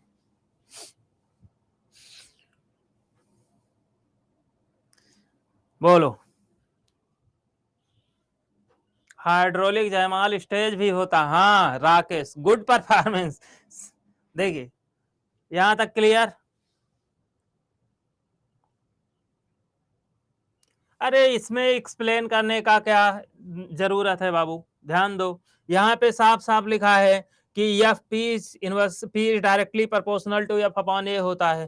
फोर्स का यूनिट न्यूटन होता है, ठीक, एरिया का मीटर स्क्वायर होता है। अब इस फार्मूले को प्रूफ कराओगे तो बच्चा इसी को हम प्रूफ कर पाएंगे, क्योंकि फिर क्लास क्या होगी, आपका सिलेबस कंप्लीट थोड़ी ना हो जाए। ये तो वेस्ट करने का टाइम है। यहाँ पे डायरेक्ट आपसे यूनिट पूछता, वो भी अब यूनिट का जमाना नहीं रहा। चपरासी उपरासी का पेपर हो तो भले ही पूछ लिया जाए, ठीक है। अभी क्या, अभी हमको चटाचट सारी चीजें, मेन मेन चीजें पढ़नी है और सारी चीजों को एक एक करके समझना है। अभी समय ये कह रहा है, अभी समय ये नहीं कह रहा कि एक ही टॉपिक को हम तोड़ते मड़ोड़ते रहें, वहीं पे पड़े रहें, समझ रहे हैं। इसलिए नेक्स्ट ध्यान दो। अब चलते हैं बाबू, नेक्स्ट पे अब ध्यान दो सभी लोग, अगला प्रेशर जो है वो कौन सा प्रेशर है? तो अगला प्रेशर जो होता है उस प्रेशर को हम कहते हैं एयर प्रेशर, जिसको हिंदी में हम लोग कहते हैं वायु दाब। ठीक, देखिए एयर प्रेशर वायु दाब क्या होता है, सबसे पहले ये समझने को बाबू लोग। ठीक,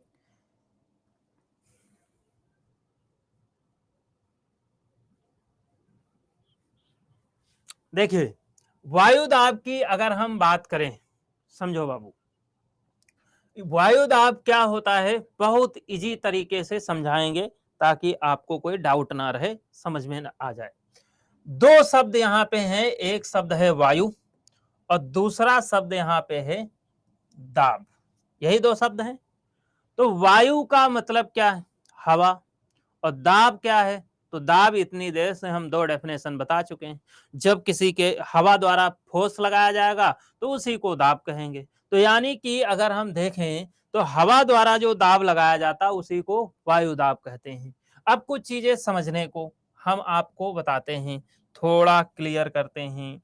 डार्क, ये देखो बाबू, क्या ये वाला कलर आपको दिख रहा है? बोलो, ये कलर दिख रहा है? दिख तो रहा है, ठीक है। अब देखो यहाँ पे थोड़ा क्या कहते हैं, यहाँ पे सूर्य भगवान को भी निकाल देते हैं, ठीक है। ये हैं सूर्य भगवान, ठीक, दर्शन करा रहे हैं तुम लोग को।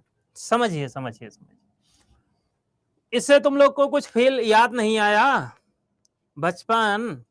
बचपन में आर्ट की क्लास में, आर्ट जब होता था तो सर जब कहते थे डायग्राम बना लाना, तो हम लोग दो ही चीज बनाते थे, एक तो साड़ी का किनारा, दूसरा उगता हुआ सूरज, तीसरा पका हुआ आम। यही तीन चीजें बनती थी। देखिए हवाओं की अगर बात करें, हवाएं हमने कहा कि वायु दाब, हवा द्वारा जो लगने वाला दाब है उसी को वायु दाब कहते हैं।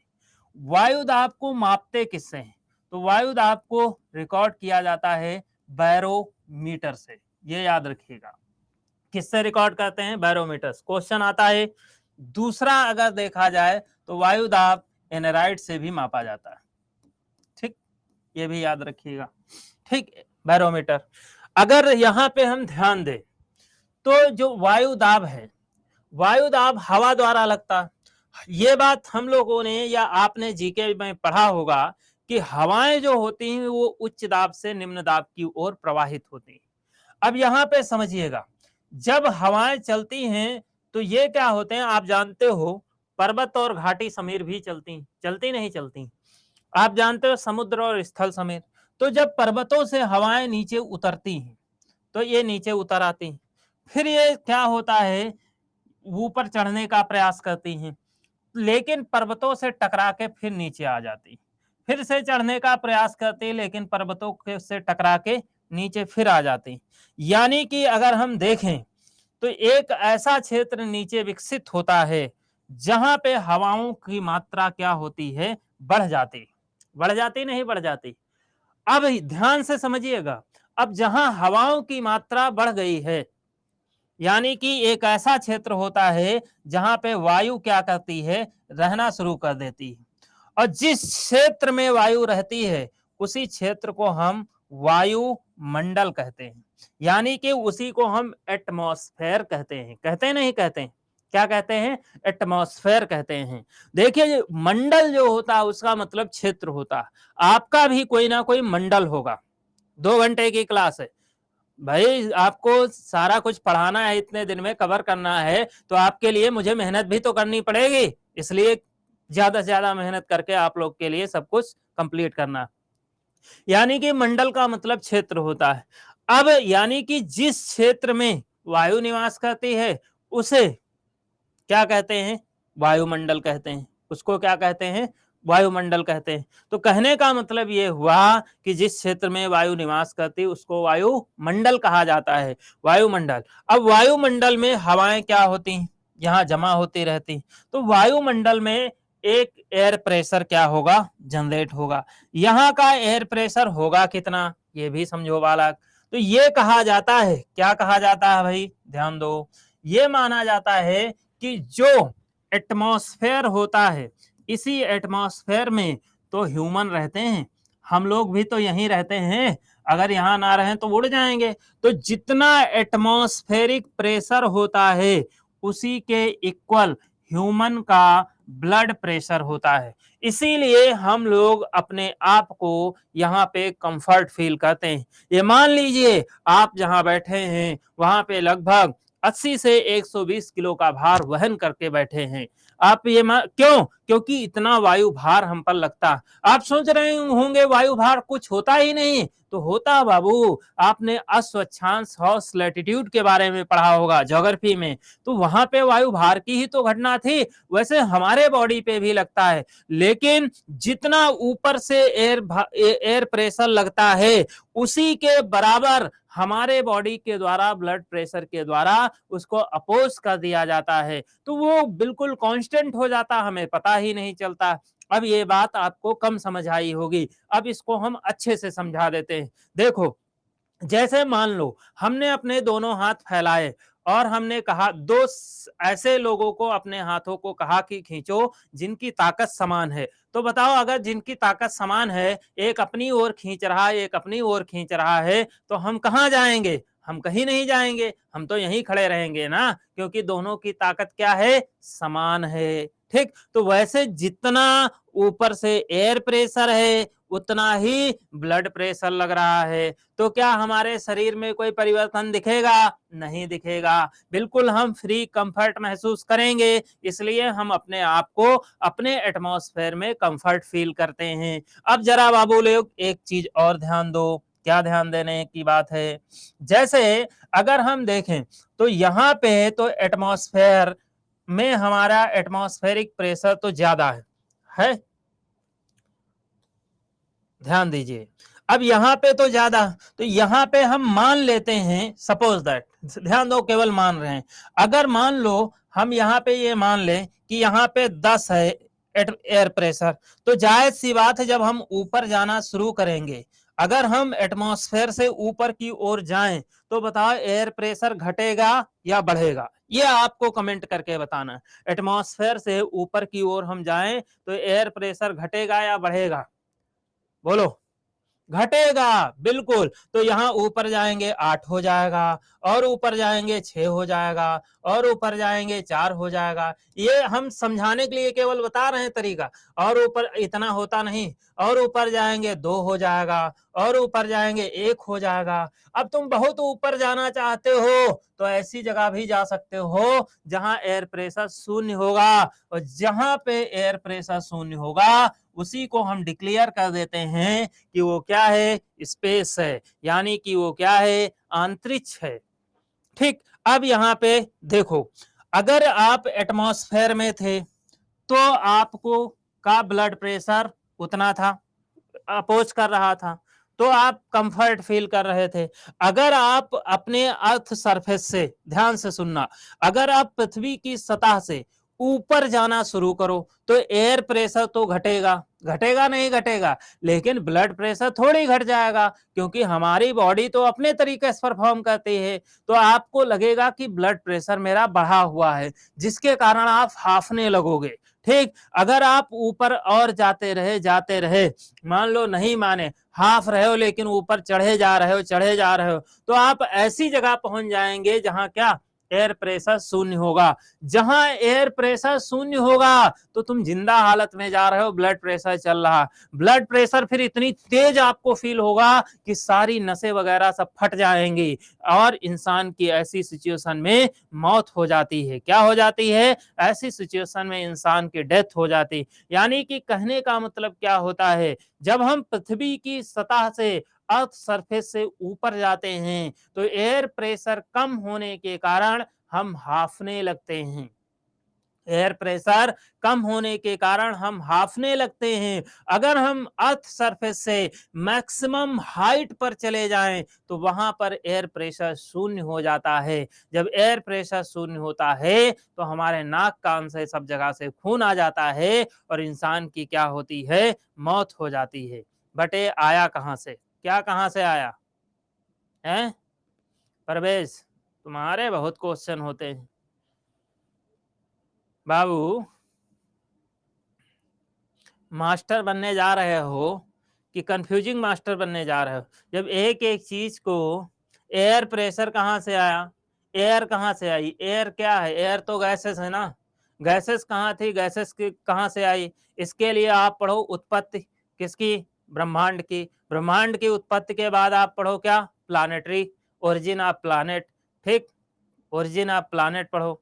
ठीक है, जब प्लानेट का ओरिजिन हुआ था तो उसी में गैसेस विद्यमान थी, वो गैसेस रिलीज हुई। आज भी हैं गैसेस हमारे फील्ड में, बहुत सारी गैसेस हैं, नहीं समझे? तो वो ज्योग्राफी का हिस्सा, तुम्हें तरीका बता दिया। ठीक, तो यहाँ पे यानी कि क्या होगा, शून्य होगा। अब तुम लोग इससे रिलेटेड क्वेश्चन देखो क्या होते हैं, क्वेश्चन क्या पूछे जाते हैं। क्वेश्चन जो है, ध्यान से सुनिएगा। अब इसको भाई, ये मैं इसको रफ कर दूं, बोलो बालक, इसको रफ कर दूं, क्योंकि आप समझ गए होंगे कि ये कैसे फ्लो होता, कैसे चीजें बनती। समझाने के लिए ये मैंने डायग्राम को ड्रॉ किया था। जैसे अगर हम क्वेश्चन यहां से क्या पूछता, थ्री इडियट की आज भी हम बात करते हैं। थ्री इडियट पिक्चर देखा है सबने, बोलो सबने थ्री इडियट पिक्चर देखा बाबू, बोलो।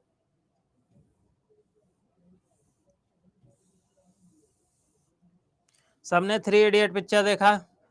थ्री इडियट पिक्चर में अब उस क्वेश्चन का आंसर हम बताते हैं। देखिए क्वेश्चन क्या कहते हैं, क्या है, थ्री इडियट में जब वो पेन दिखाता, वो कहता है एस्ट्रोनॉट की पेन है, ये ऐसी पेन है जो क्या कहते हैं स्पेस में इससे लिखा जा सकता है। आपके पास भी पेन होगा, होगा नहीं होगा? तो अगर आप अपने पेन को देखेंगे, जो आपका पेन है, पेन देखेंगे अपना, तो पेन में कहीं ना कहीं छेद होगा, होल होगा पेन में, है नहीं?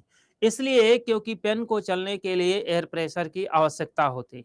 एक एग्जाम्पल बता देते हैं। नहीं बालक, डाउट पूछना कोई गलत बात नहीं, आप खूब पूछिए, ये आपका फंडामेंटल राइट है और मेरी ये फंडामेंटल ड्यूटी मैं बताऊंगा। लेकिन रिगार्डिंग क्वेश्चन अगर पूछिए तो मुझे भी अच्छा लगेगा। बताना तो मेरा फंडामेंटल ड्यूटी है भाई, मैं तो बताऊंगा, इसके लिए कोई दिक्कत नहीं, मैं तो बताऊंगा। देखिए समझिए, मैं चीजों को समझा रहा हूं। अब देखो, जैसे जब हम लोग छोटे थे, अब तो 3 रुपए वाला पेन आ गया, लिखो और फेंको, यूज एंड थ्रो, यही आ गया ना। लेकिन पहले हम लोग जो पेन यूज करते थे, रेनॉल्ड वाला, याद है? रेनॉल्ड का क्रेज हुआ करता था अपने आप में। तो हम लोग पेन नहीं फेंकते थे, उसका रिफिल भी खरीद के रखते थे और पूरा यूज करते थे। अगर मान लो रिफिल चलाते चलाते, पढ़ते पढ़ते बंद हो गया, तो हम उसको पहले मुंह में लगा के फूंकते थे। ठीक है, या तो फिर उसका आगे का छर्रा निकाल के फिर फूंकते थे। ठीक, उसको चालू कर लेते थे। एक्चुअल में जैसे फूंकते थे वो पेंसिल चालू हो जाता था पेन। कहने का मतलब उसका एयर प्रेशर डिस्टर्ब हुआ था। जैसे आपने एयर प्रेशर दिया, उसको कांस्टेंट हो गया, वो चलना शुरू हो गया। तो बेसिकली अगर देखें तो पेन को चलने के लिए एयर प्रेशर की आवश्यकता होती। लेकिन अगर इसी पेन को लेके आप कहाँ पहुंच जाओ, स्पेस में, तो स्पेस में एयर प्रेशर तो जीरो है। एयर प्रेशर यहाँ पे क्या है, जीरो है, तो यहाँ पे तो चलेगा नहीं। इसीलिए उसमें ये दिखाया गया था कि ये, हाँ, उसमें इसीलिए उसमें ये दिखाया गया था कि ये ऐसा स्पेशल पेन है जो वहां पे चल सकता। तो आमिर खान ने क्वेश्चन किया, सर पेन की जगह पेंसिल का इस्तेमाल कर सकते हैं। तो यही क्वेश्चन एग्जैक्टली आपके एग्जाम में पूछा जाता आमिर खान वाला, कि स्पेस में स्पेस क्राफ्टर के द्वारा पेन की जगह पेंसिल का यूज किया जाता है। क्यों? क्योंकि पेन को चलने के लिए एयर प्रेशर की नीड होती है, एयर प्रेशर होना जरूरी है। लेकिन अगर पेंसिल है, ठीक है, तो पेंसिल के लिए किसी भी एयर प्रेशर की जरूरत नहीं होती है। इसलिए ये माना जाता है कि पेंसिल वहां सरवाइव होगी। ठीक, लेकिन हम कल भी बताए थे, आज भी बता रहे हैं, ये केवल और केवल तार्किक क्वेश्चन है, ये तर्क दिया जा सकता है, प्रैक्टिकली ऐसा पॉसिबल नहीं है, क्योंकि जो पेंसिल चलाएगा तो वो स्पेस में जाएगा तो फट नहीं जाएगा। जब वो खुद ही फट जाएगा तो जब चलाने वाला नहीं बचेगा तो चलेगा कैसे? तो ये केवल तर्क दिया जाता है, तो ये तार्किक रूप से सत्य है, लेकिन प्रैक्टिकली पॉसिबल ऐसा नहीं होता। तो पहला क्वेश्चन, स्पेस में स्पेस क्राफ्टर के द्वारा पेन की जगह पेंसिल का यूज किया जाना, यानी कि स्पेस क्राफ्टर के द्वारा पेन की जगह पेंसिल का प्रयोग होना, इसकी अगर हम बात करें तो ये किस पर आधारित है? इसकी अगर बात करें पेंसिल क्यों यूज होती है, तो वहां एयर प्रेशर नहीं होता है। एक नेक्स्ट क्वेश्चन देखो बच्चा, हाँ टूट जाएगा वो तो, बस वही ग्रेविटी भी इंक्लूड हो जाता है ठाकुर जी। देखिए नेक्स्ट अगर देखें, नेक्स्ट क्वेश्चन पूछता है कि एरोप्लेन में सफर करते समय फाउंटेन पेन से स्याही का बाहर आ जाना। अब आप खुद सोचो बाबू कि एरोप्लेन जो चलता है वो क्या जमीन पे चलता है? वो भी तो ऊपर चलता है, और हमने बताया ना, जैसे हम एटमॉस्फेयर से ऊपर जाना शुरू करते हैं एयर प्रेशर घटने लगता है, और पेन का जब एयर प्रेशर भैया डिस्टर्ब होगा तो हो सकता है उसको लूज मोशन हो जाए, पेचिश आने लगे, तो जायज सी बात वो स्याही क्या करती है, यानी कि स्याही बाहर आ जाती है। कुछ भी हो सकता है, ठीक है, हाँ वो उस पे भी आ रहे हैं, ठीक, तो कुछ भी हो सकता है। समझ में आई बात? बोलो क्लियर यहाँ तक? बहुत अच्छे। तो एरोप्लेन हो गया, तो एरोप्लेन में पेन नहीं ले जाया जाता है, क्योंकि उससे एयर प्रेशर कम होने के कारण स्याही बाहर आ जाती। अगला आ जाओ बालक, प्रेशर कुकर। पहली चीज तो ये जान लो इसका नाम प्रेशर कुकर ही क्यों पड़ा, ठीक। अभी हमने आपको जो डायग्राम बनाया था, तो डायग्राम में देखा था जो ये पहाड़ थे, यहां से नीचे सारी एयर प्रेशर आ गया था, तो जो पहाड़ों पर एयर प्रेशर होगा तो वो कम ही होगा ना, पहाड़ों का जो एयर प्रेशर होगा वो कम होगा ना बालक, यहाँ पे एयर प्रेशर कम ही होगा, नीचे क्या होगा, ज्यादा होगा, होगा नहीं होगा? क्वेश्चन ये नहीं पूछता, क्वेश्चन पूछता है कि पहाड़ों पर खाना आसानी से ना पकना। जैसे तुम लोग कभी पहाड़ी क्षेत्रों में गए हो? बोलो बाबू, तुम लोग कभी पहाड़ी क्षेत्रों में गए हो? जैसे पूर्णागिरी गए हो, वैष्णो माता गए हो, नैनीताल गए हो, ठीक, कहीं रोहतांग दर्रा गए हो, ये सब पहाड़ी क्षेत्र में आते हैं। तो पहाड़ी क्षेत्र में जब जाते हो आप, देखिए बताता हूँ, तो वहां पे अगर कोई ये सोच के जाता है कि यहीं से कुकर ले चलो, वहां तहरी बनाएंगे, वहां खिचड़ी बनाएंगे, चिल करेंगे, ठीक, तो वहां पे खाना बनाना इतना पॉसिबल नहीं है। क्यों? क्योंकि क्वेश्चन पूछता है पहाड़ों पर खाना आसानी से नहीं पकता है, क्यों? इसलिए नहीं पकता है क्योंकि पहाड़ों पर एयर प्रेशर क्या होता है, कम होता है।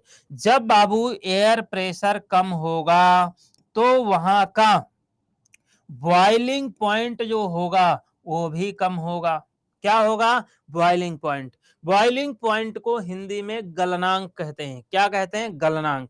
अब इसमें एक चीज समझिएगा, जैसे अपना जो वायुमंडल है, या गलनांक क्या होता है ये जान लीजिए। यानी कि बॉइलिंग पॉइंट का मतलब ये है, यदि वह निश्चित ताप जिस पर कोई द्रव उबलना शुरू हो जाए उसी को हम बॉइलिंग पॉइंट कहते हैं। तो अगर हम आपसे पूछते हैं कि बॉइलिंग पॉइंट क्या है, तो आप तुरंत कहते हो कि 100 डिग्री सेल्सियस बॉइलिंग पॉइंट है। यानी कि ये जो बॉइलिंग पॉइंट आप बताते हो, यह अपने एटमॉस्फेयर का बताते हो जहां आप रहते हो, ठीक है।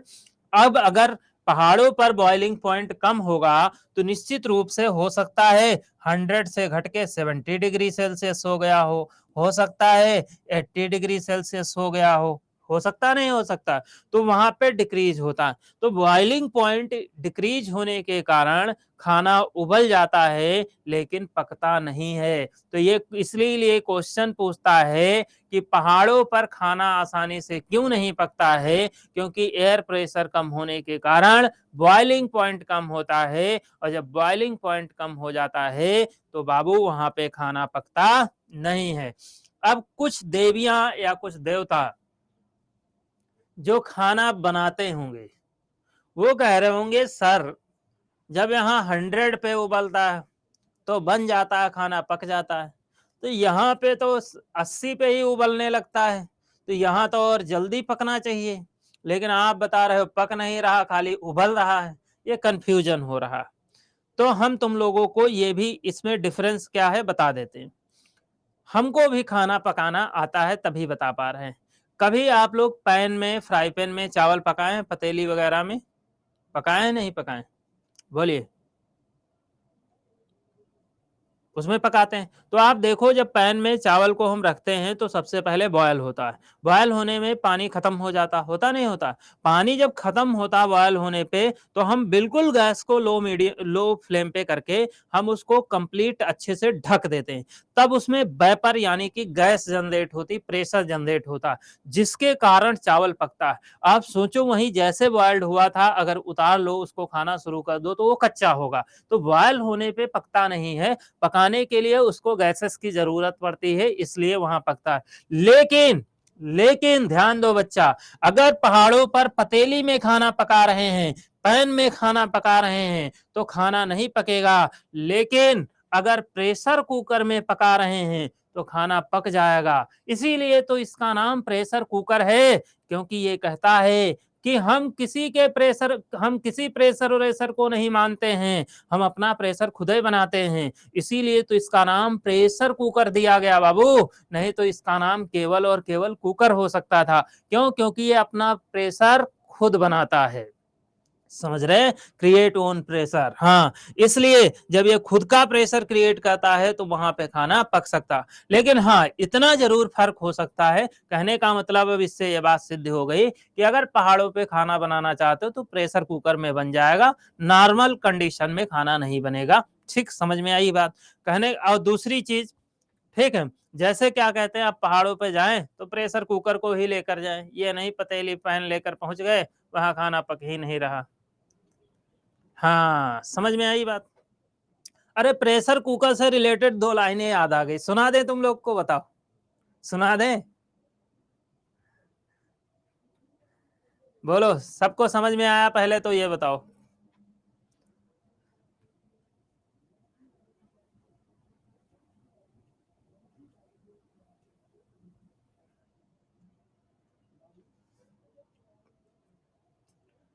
ठीक है। Good performance, hashtag good performance चलेगा अब यूट्यूब पे। ठीक है, चलिए बताता हूँ, सुना देते हैं दो लाइनें। कुकर और कढ़ाई मैंने बहुत पहले सुनी थी, याद आ गई तो सुना देते हैं, यहाँ पे ऐसी बात भी आ गई। कुकर और कढ़ाई की एक बार क्या हुई, लड़ाई हो गई।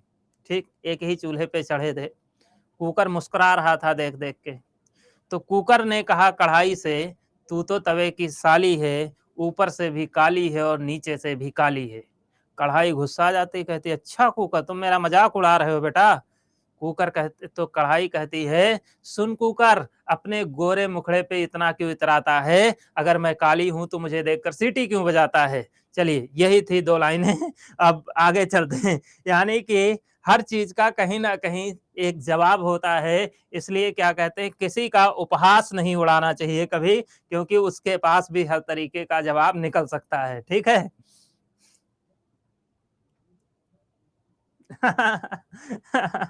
चलिए, तो यहां तक क्लियर है? कोई डाउट बताइए फटाफट। क्लियर?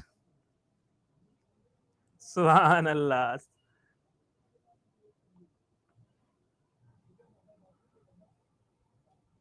कहाँ बालक चेंज होता, ग्रेविटी एसिलेरेशन का चेंज?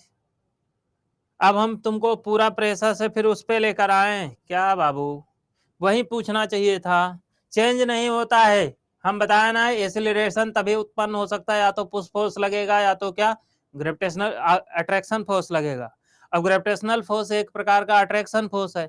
हमारे अर्थ के पास, अर्थ का ही तो ग्रेविटी हम लोग डिस्कस करते हैं, हमारे अर्थ के पास टोटल अगर हम देखें तो 9.8 न्यूटन है ग्रेविटेशनल फोर्स, तो उसी पावर से तो अट्रैक्ट कर पाएगा, इसलिए ग्रेविटेशनल एक्सीलरेशन जो होता है वो 9.8 मीटर पर सेकंड स्क्वायर हो जाता है। यूनिट चेंज हो जाती, क्योंकि एक्सीलरेशन अलग होता है और क्या कहते हैं उसकी, अगर हम बात करें एक्सीलरेशन अलग होता और अगर हम मतलब फोर्स की बात करें तो उसका यूनिट अलग होता है। चलिए नेक्स्ट देखो बाबू, ध्यान दो ध्यान दो। चलिए तो एयर प्रेशर, अभी देखो एयर प्रेशर हमने बताया था किससे मेजर किया जाता है। यहां से भी दो क्वेश्चन बनते हैं, तो बैरोमीटर से मेजर किया जाता है। ये बन गया बाबू बैरोमीटर, यहाँ ना बनाए क्योंकि पूरा बोर्ड खराब करने ठीक बात नहीं। ये बन गया बैरोमीटर। ठीक, देखिए कोई भी मीटर अगर आप लोगे, ठीक, कोई भी अगर मीटर आप लोगे 11 बजे बाबू, तो उसका एक जो बेस यूनिट होता है वो 0 होता है। क्या होता है? बेस यूनिट 0 होता है। ठीक, ये केवल याद कराने के लिए हम बनाया, ऐसा होता नहीं बैरोमीटर। ठीक है, बेस यूनिट 0 होता है। और अगर तो जाहिर सी बात है बैरोमीटर में भरा क्या होता है? बैरोमीटर में यूज किया जाता है मरकरी का। किसका यूज किया जाता है? मरकरी। मरकरी क्या होता है? यानी कि पारा। ठीक, इसका सिंबल Hg होता है। ठीक, इसका यूज किया जाता है। तो ये दो टाइप का यूनिट बताता है।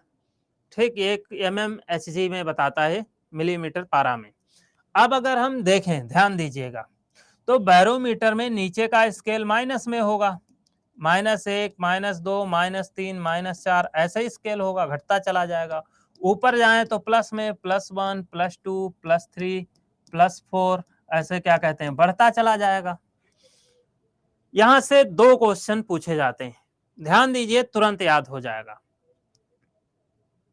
क्वेश्चन, अगर बैरोमीटर में क्या भरा है? मरकरी।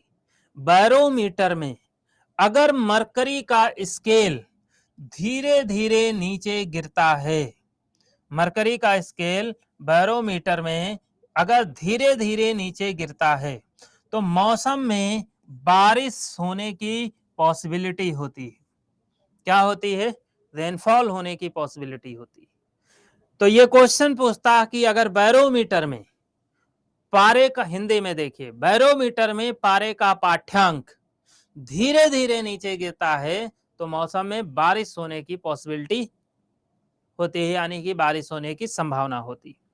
अब तुम सोच रहे होगे गुरुजी, अगर बैरोमीटर में मरकरी का स्केल अचानक नीचे गिर जाए तो जब बैरोमीटर में मरकरी का स्केल अचानक नीचे गिरता है तो यहां पे बाबू आंधी और तूफान आता है। क्या आता है? आंधी तूफान आता है। बैरोमीटर में मरकरी का स्केल जब अचानक नीचे गिरता है तो आंधी और तूफान आता है। अब हम तुम लोगों से पूछना चाहते हैं, आंधी और तूफान में अंतर क्या है? जरा तुम लोग बताओ, आंधी और तूफान में अंतर बाबू क्या है? बोलो, आंधी और तूफान में अंतर क्या है? बताओ फटाफट। आंधी और तूफान में अंतर क्या है? गिरता क्यों है बालक? ये गिरता नहीं है, जब मौसम बदलता तो ये डाउन बताता है, समझ गए? जब मौसम में ऐसी पॉसिबिलिटी होगी तो ये डाउन दिखाएगा। जब मौसम में, समझ रहे हो, मौसम के अकॉर्डिंग इसका हाल बदलता है। वो गाना सुने हो, मौसम की तरह तुम भी बदल तो न जाओगे, समझ रहे हो? तो जैसे जैसे मौसम बदलता है इसका भी मौसम बदलता है, समझ लो। आंधी थोड़ा धीरे होता है, तूफान बहुत तेज होता है। अरे ये तो हफ्ते भर पहले भी पता चल जाता है। देखिए, देखो बालक, गलत गलत गलत गलत गलत।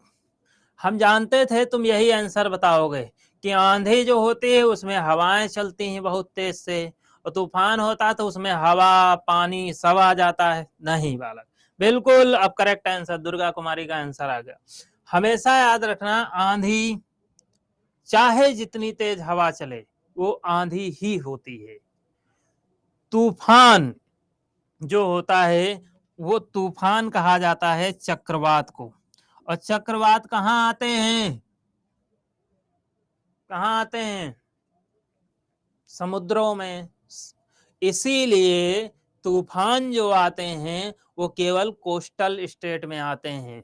जितने तटीय क्षेत्र के राज्य हैं, जहाँ ऐसे राज्य जहाँ पे तटीय क्षेत्र पाए जाते हैं, वहाँ तूफान प्रभावित राज्य होते हैं। ठीक, अब कोई सोचे यूपी में, एमपी में तूफान आएगा तो थोड़ी आएगा। ठीक है, तो यहाँ पे अगर देखिए तो ये चक्रवात होते हैं और बारिश होती है, चाहे जितनी तेज हो। बहुत ज्यादा तेज होगी तो हैवी रेनफॉल बोलेंगे, मूसलाधार वर्षा बोल देंगे, लेकिन उसको तूफान डिक्लेयर थोड़ी कर देंगे। समझ में आई बात?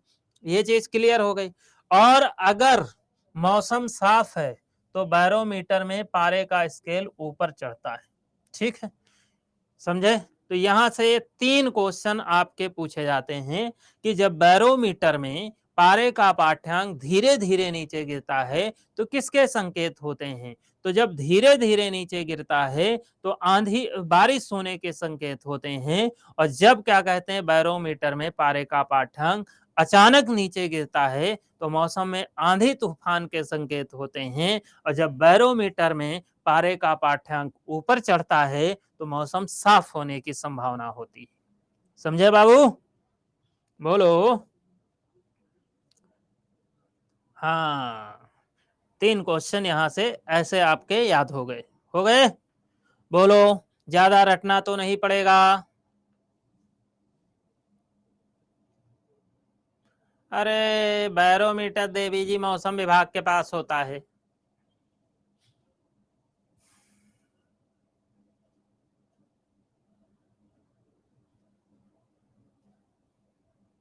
क्या खुशबू, नीतू, समझ नहीं आया है? नो सा तुम लोग लिख रहे हो।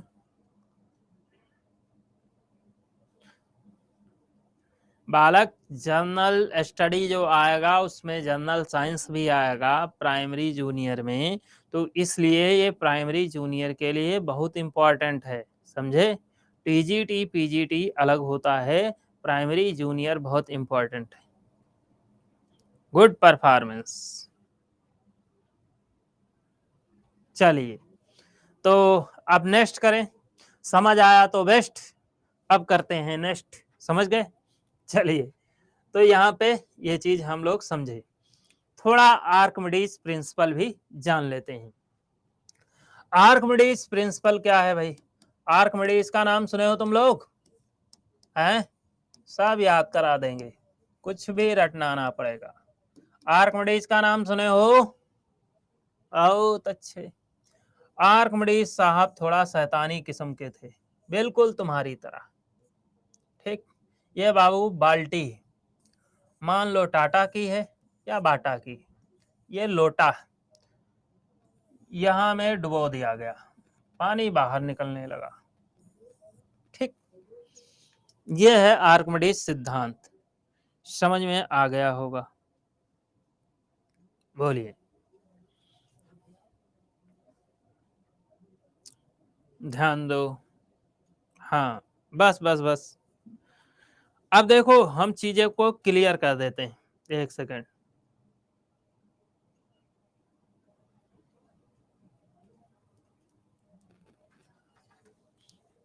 देखो बाबू, आर्किमिडीज प्रिंसिपल की अगर हम बात करें तो आर्किमिडीज प्रिंसिपल होता क्या है, काम कैसे करता है, इन सारी चीजों पे हम लोग क्या करेंगे, डिस्कशन करेंगे। ठीक, आर्किमिडीज प्रिंसिपल जो होता है, ठीक समझिएगा। आर्किमिडीज प्रिंसिपल, आर्किमिडीज साहब का थोड़ा बचपन बताते हैं। आर्किमिडीज, आज जब आर्किमिडीज का जमाना था तो उस समय आप लोग जानते हैं घर घर नल नहीं हुआ करते थे। नल का हो सकता है डिस्कवरी भी ना हुआ हो। उस समय गांव में कुएं हुआ करते थे, कुएं पे लोग नहाने जाते थे। आर्किमिडीज भी रोज अपना लोटा बाल्टी लेके नहाने पहुंच जाते थे।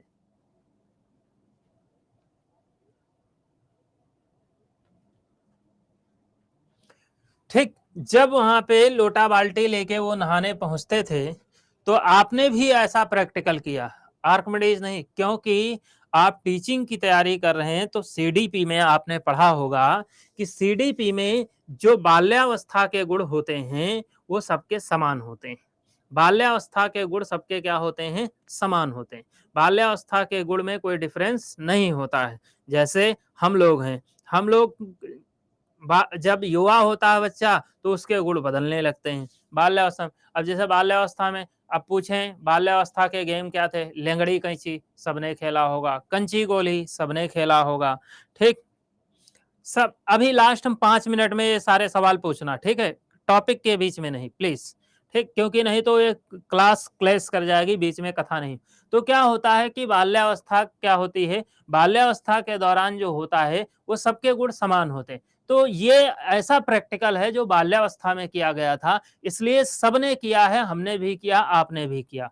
ठंडियों में या गर्मियों में जब कभी नहाने जाते होंगे तो बाल्टी लोटे से जब नहाते हैं तो ऐसे हम उससे पानी निकाल निकाल के डालना शुरू करते हैं सर पे।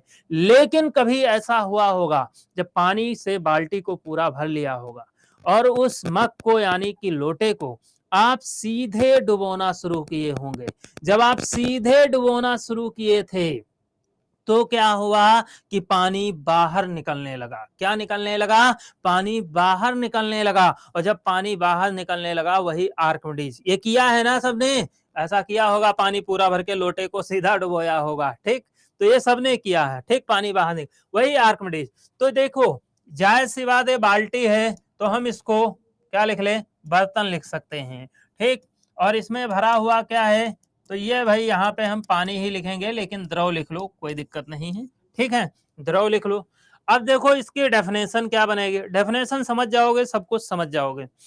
आर्किमिडीज साहब ने बताया पानी से या द्रव से भरे बर्तन में, पानी से बर्तन भरा हुआ है, उस बर्तन में जब किसी वस्तु को यानी कि लोटा, जब किसी वस्तु को कंप्लीट या पार्सली डुबोया जाता है, यानी कि पूर्ण या आंशिक रूप से डुबोया जाता है, तो उस वस्तु का द्वारा हटाया गया जो द्रव होता, क्योंकि वो द्रव हटाएगी, तो उस वस्तु द्वारा हटाया गया जो द्रव होता उस वस्तु के भार के बराबर होता है। देखिए उस भार के कारण उसका आयतन के बराबर वो घटा देता है। अब देखिए कैसे, जो भार के कारण ही वो रिमूव होता है द्रव, लेकिन वो आयतन के बराबर एग्जैक्टली होता है। कैसे, जैसे एक एग्जांपल देते हैं, इसको थोड़ा रफ करते हैं, ठीक। अब एक एग्जांपल देते हैं, मान लो 2 बाल्टी हैं, एक बाल्टी में 5 किलोग्राम का इतना बड़ा तुमने डाला पत्थर, और दूसरी बाल्टी में 5 किलोग्राम का इतना बड़ा पत्थर डाल दिया। तो आप बताओ पानी ज्यादा रिमूव किसके द्वारा किया जाएगा? तो पानी तो इसके द्वारा ज्यादा रिमूव किया जाएगा। लेकिन जब आप अपने लोटे पे आ जाओ, जब आप लोटे को डुबोए थे, लोटा खाली था, तो क्या हुआ था, हमें दबाना पड़ा था, यानी कि एक्सटर्नल फोर्स लगाना पड़ा था। तो जब ये डूबेगी कोई चीज तो या तो इसका वेट होना चाहिए तो डूबेगी, वेट के कारण ही तो रिमूव कर पाएगी, या तो क्या कहते हैं इस पे आपको एक्सटर्नल फोर्स लगाना पड़ेगा, तभी तो पॉसिबल है, अदरवाइज तो पॉसिबल होगा नहीं। तो इसलिए जितना किसी वस्तु के द्वारा द्रव हटाया जाता है वो उसके वेट के कारण उसके वॉल्यूम के बराबर हटाया जाता है। जैसे क्वेश्चन नाव, नाव जब छोटी धारा से बड़ी धारा में प्रवेश करती है, तो अगर केवल प्रवेश करती है तो भी आर्किमिडीज लगता है। अब नाव को देखा होगा, बोट कभी बैठा है नाव पे, ऐसे होता आगे से, तो नाव क्या करती है, अपने वॉल्यूम के बराबर पानी को वो हटाती है, जैसे पानी को हटाती वो आगे इंटर करती हुई चली जाती है, जाती नहीं जाती? सर फोन हटाइए, क्या फोन हटा, फोन में क्या हो रहा, फोन तो हमारे पास है भी नहीं, वो तो बैग में पड़ा, ठीक। देखिए तो कहने का मतलब क्या हुआ, कहने का मतलब अजीब सी आवाज आ रही, वॉइस इशू, नॉइस, फोन तो यार, रुको रुको रुको रुको जरा, हेलो, अब देखो क्लियर हुआ, क्लियर हुआ, क्लियर क्लियर, ठीक। देखिए तो यहाँ पे अगर हम देखें तो यानी कि जब नाव होती है, नाव जब छोटी धारा से आगे बढ़ती है तो अपने वॉल्यूम के बराबर वो क्या करती, रिमूव करती। किसको रिमूव करती है, वाटर को रिमूव करती। उतना ज्यादा वो क्या होती, आगे इंटर कर पाती। तो ये भी क्वेश्चन बन सकता है। एक दूसरा क्वेश्चन पूछता है कि तैराकी जो होता, स्विमर स्विमर स्विमर जो होता है, स्विमर की अगर बात करें तो स्विमर भी छोटी धारा से बड़ी धारा में प्रवेश करता, वो भी आर्किमिडीज प्रिंसिपल को फॉलो करता है। एक क्वेश्चन नाव से रिलेटेड जब क्वेश्चन बनता है तो क्वेश्चन ये पूछता कि जो बोट है, नाव जब छोटी धारा से बड़ी धारा में प्रवेश करती तो उसका अगला हिस्सा ऊपर की ओर उठ जाता है। देखिए, जब किसी वस्तु को पानी में डाला जाता है तो वो वस्तु अपने भार के बराबर पानी में क्या करती है, बल लगाती है, लगाती नहीं लगाती, और इसी भार के बराबर अपोजिट पानी द्वारा बल लगाया जाता है। ये बालक है पानी और ये क्या है, ये है वस्तु जब उसमें डालते हो, और जब ये बराबर बल लगता है तो यहाँ पे वस्तु तैरना शुरू कर देती है। इसी को उत्प्लावन बल कहते हैं।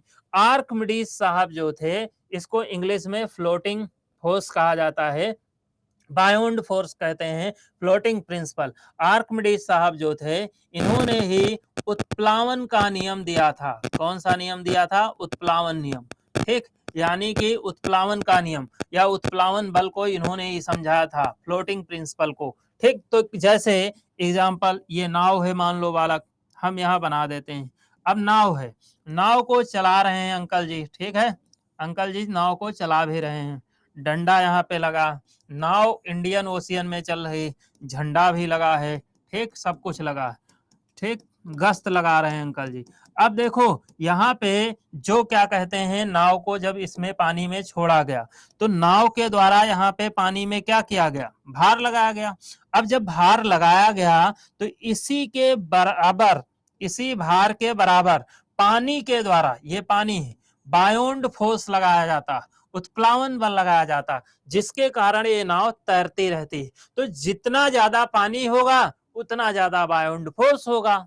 ठीक, अब सोचो यहाँ पे कम धारा है और अगर ये क्या कहते हैं, कम से ज्यादा बड़ी धारा में प्रवेश करे, यहाँ पे पानी ज्यादा है तो यहाँ से जो फोर्स लगेगा वो ज्यादा उत्प्लावन बल लगेगा। तो इसलिए नाव का जो अगला हिस्सा होगा ये बच्चा ऊपर की ओर उठ जाएगा। उठ जाएगा नहीं उठ जाएगा, बोलो। इसीलिए कहा जाता है कि नाव जब छोटी धारा से बड़ी धारा में प्रवेश करती है, नाव जब छोटी धारा से बड़ी धारा में प्रवेश करती है तो उसका अगला हिस्सा ऊपर की ओर उठ जाता है। क्यों, क्योंकि उत्प्लावन बल के कारण। उत्प्लावन बल को किसने सिद्ध किया था, आर्किमिडीज साहब सिद्ध किए थे। समझ में आ गई बात, बोलो बालक, बोलो।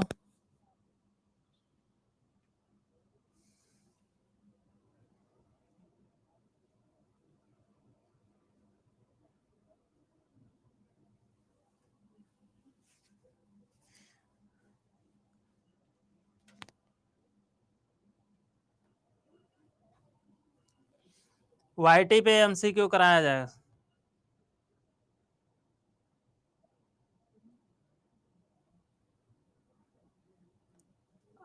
नीचे का हिस्सा अर्धगोल क्यों होता, नीचे का हिस्सा अर्धगोल नहीं होता है, एक्चुअल में वो चौड़ा बनाया जाता है। जो बीच का मिडिल पार्ट होता है चौड़ा भी इसीलिए बनाया जाता है ताकि एरिया इंक्रीज हो सके, तो उस पे प्रेशर जो है वो कम जनरेट हो सके, समझे। वहां पे प्रेशर का, देखिए हम कल भी आप लोगों को बताए थे, जब किसी भी फिजिकल बॉडी में कोई चेंज आता है तो उस चेंज के पीछे एक नहीं 50 क्या कहते हैं फिजिक्स के नियम लागू होते हैं। तो ये बात समझ में आ गई बालक, बोलो, बोलो, क्लियर हो गया यहाँ तक, कोई डाउट, कोई समस्या, कोई इशू, बोलिए।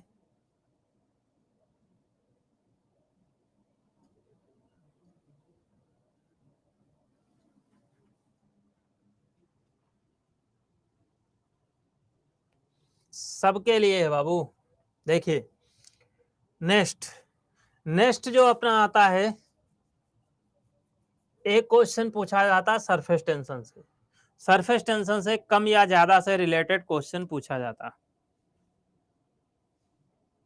ठीक, सरफेस टेंशन से रिलेटेड कम या ज्यादा वाला क्वेश्चन पूछा जाता है। एक क्वेश्चन पूछता है जैसे पानी में अगर नमक को घोल दिया जाए तो सरफेस टेंशन पर क्या प्रभाव पड़ता है। ठीक है,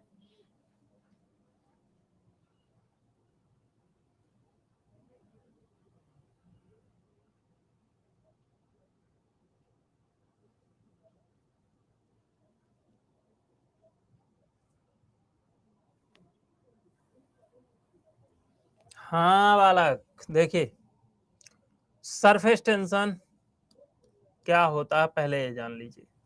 बहुत इजी इसका तरीका बताएंगे, आपको बिल्कुल याद करना नहीं पड़ेगा। ठीक, याद कुछ भी नहीं करना पड़ेगा। देखिए, सरफेस टेंशन हिंदी में इसको कहा जाता है पृष्ठ तनाव। क्या होता है पृष्ठ तनाव, यह भी जान लो बालक।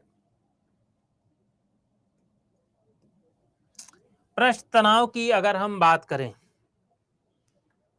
तो डेफिनेशन की अगर हम बात करें तो डेफिनेशन क्या होती,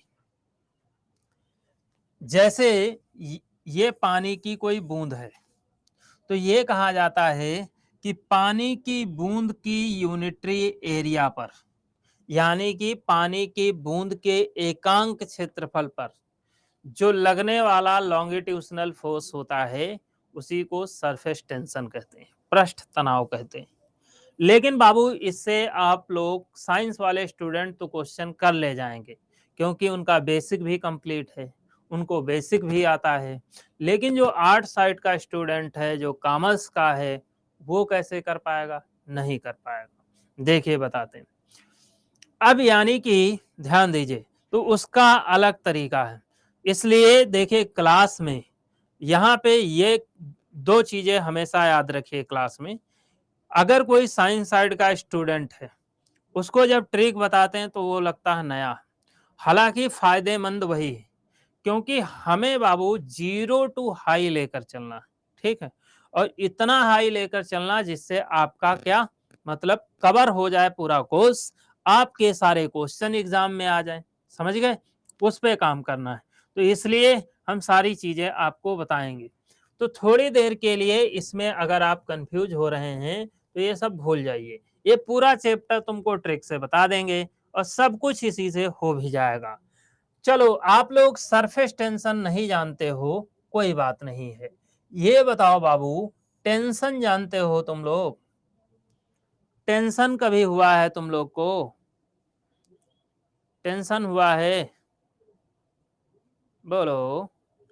अगर टेंशन मान लो ज्यादा हो तुमको तो तुम्हारे एरिया पर क्या प्रभाव पड़ेगा, एरिया का पर क्या इफेक्ट आएगा। तो अगर टेंशन बहुत है तो एरिया घटेगा। कभी इतनी टेंशन हुई हो, रोना आ गया हो, तो जब रोना आता तो मम्मी से ये तो नहीं बोलता मम्मी हम थोड़ा पार्क जा रहे हैं अभी रो के आ रहे हैं, ये तो नहीं कि मम्मी से कहता हूँ मम्मी घर खाली कर दो हम रोने वाले हैं। ठीक, तो जब क्या होता है, कहने का मतलब क्या है, जब टेंशन बहुत ज्यादा होता तो एरिया डिक्रीज होता है। यहाँ पे प्रेशर नहीं लगता, अभी इसको क्लियर करेंगे हम। ठीक, यहाँ पे फोर्स दूसरा होता है। अगर यही टेंशन मान लो ना हो तो फिर एरिया तुम्हारा क्या होगा, इंक्रीज होगा। अब इस टेंशन को छोड़ो, इस पूरे को ले लो, ये सरफेस टेंशन है। सरफेस टेंशन की अगर हम बात करें, सरफेस टेंशन अगर ज्यादा होगा तो एरिया क्या होगा, कम होगा।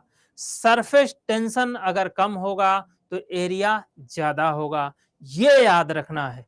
लेकिन ये सरफेस टेंशन वाली जो टेंशन है ये हम लोगों को नहीं होती है, ये केवल और केवल कंडीशन लगती है वाटर यानी कि लिक्विड के लिए, और किसी के लिए ये कंडीशन बनी नहीं है।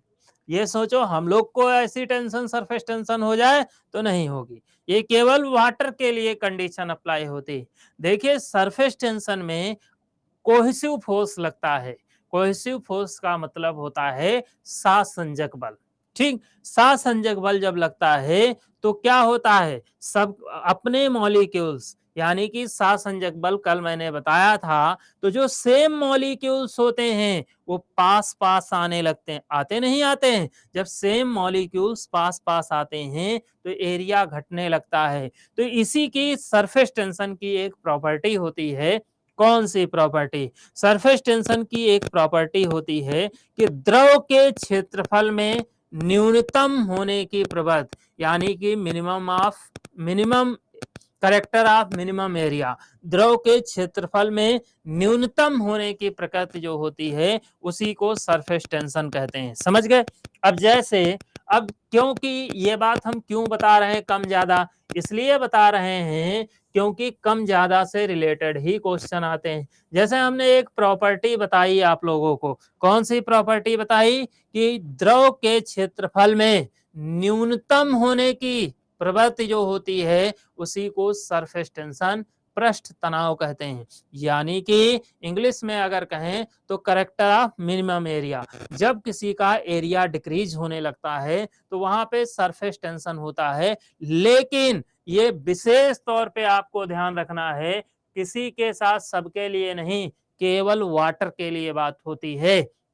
जैसे क्वेश्चन पूछता है कि बारिश की बूंद जो होती है, बारिश की बूंद गोल होती है, होती नहीं होती, तो बारिश की बूंद जो होती है वो गोल होती है, तो बूंद का गोल होना, अगर बारिश की बूंद गोल हुई है तो जायज सी बात उसका एरिया क्या हुआ है, घटा है। तो बारिश की बूंद गोल होती है तो यहाँ पे इसका आंसर क्या हो जाएगा, तो इसका आंसर सरफेस टेंशन लगाना है। सरफेस टेंशन के कारण बारिश की बूंद गोल होती है, समझ गए, क्योंकि एरिया घट गया है।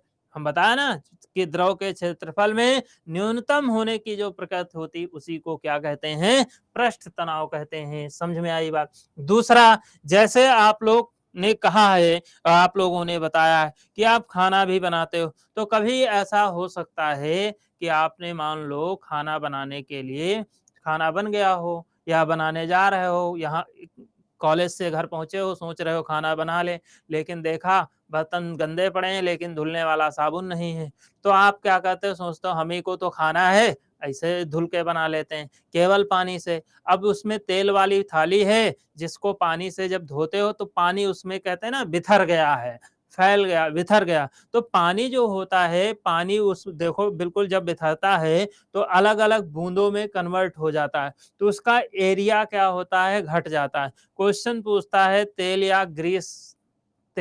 या ग्रीस लगी थाली में पानी को डालने पर पानी बूंदों में कन्वर्ट हो जाता है, क्यों? इसलिए क्योंकि सरफेस टेंशन के कारण, क्योंकि उस जब बूंदों में कन्वर्ट हो रहा है तो निश्चित रूप से उसका एरिया क्या हो रहा है, घट रहा है, और एरिया घट रहा है तो सरफेस टेंशन, पानी के साथ सरफेस टेंशन ही आएगा, ये बात याद रखिएगा। समझ में आई बात? ये दो क्वेश्चन यहाँ पे क्लियर हुए? बोलो सभी लोग फटाफट, सब लोग बोलिए, फिर आगे के और भी कॉन्सेप्ट कम ज्यादा वाले बताते हैं। हाँ,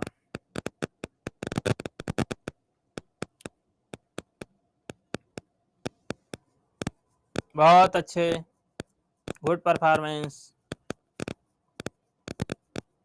ठीक है, ठीक। देखिए, अब कम ज्यादा वाले पे आ जाओ। जैसे हमने कहा कि सरफेस टेंशन कम होगा, वाटर का अगर सरफेस टेंशन कम होगा तो एरिया ज्यादा होगा, यही बात बताइए ना। तो सवाल दिमाग में ये भी आता है सरफेस टेंशन कम क्यों होगा। इसके लिए कंडीशन नंबर 1, कंडीशन नंबर 1 क्या कहती है, ये ध्यान से सुनिए। कंडीशन नंबर 1 जो है, ये ट्रिक है सब। कंडीशन नंबर 1 कहती है कि यदि कोई ऐसा मटेरियल है जो नॉन सॉल्युबल ऑफ वाटर है, नॉन सॉल्युबल ऑफ वाटर है, यानी कि जो पानी में कोई चीज घुलती नहीं है, तो वो तुरंत पानी के सरफेस टेंशन को, तो वो सरफेस टेंशन को डिक्रीज कर देती है। और हम जानते हैं सरफेस टेंशन डिक्रीज होता है तो एरिया क्या होता है, इंक्रीज होता है, ये पता है हमें, ठीक। अब कौन सी ऐसी चीजें हैं जो पानी में सॉल्युबल नहीं है, जरा आप लोग हमें बताइए फटाफट। कौन सी ऐसी चीज है जो पानी में सॉल्युबल नहीं है? जैसे आयल, माइक का कोड ठीक से कीजिए। क्या आवाज में फिर इशू हो रहा है? माइक तो सही भाई। रेत, स्टोन, सैंड, अब ये सब चीजें इसमें आप जो बता रहे हैं उसमें हमारे काम का ऑयल है। तो ऑयल हो गया जो नहीं सॉल्युबल होता है। अच्छा ये बताइए, वॉशिंग पाउडर सॉल्युबल है नॉन सॉल्युबल? बताओ। वॉशिंग पाउडर बोलिए।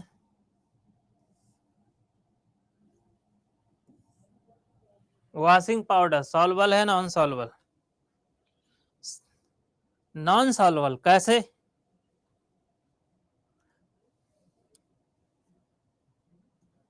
देखिए सुनो बालक, लेकिन हमने लिख दिया है तो तुम लोग अपने दिल पे पत्थर रख के कह तो रहे हो कि नॉन सॉल्युबल, लेकिन फिर भी तुम्हारे आवाज अंदर से कहीं ना कहीं से आ रही है कि यार जो वॉशिंग पाउडर है वो तो सॉल्युबल है। ठीक है, देखिए घुलनशील है। ठीक, देखो बताता हूं मैं इसके लिए। आप लोगों में हिंदी भी आ रही है हैं? हिंदी भी तो आ रही है, हिंदी कंप्लीट पढ़ लिए।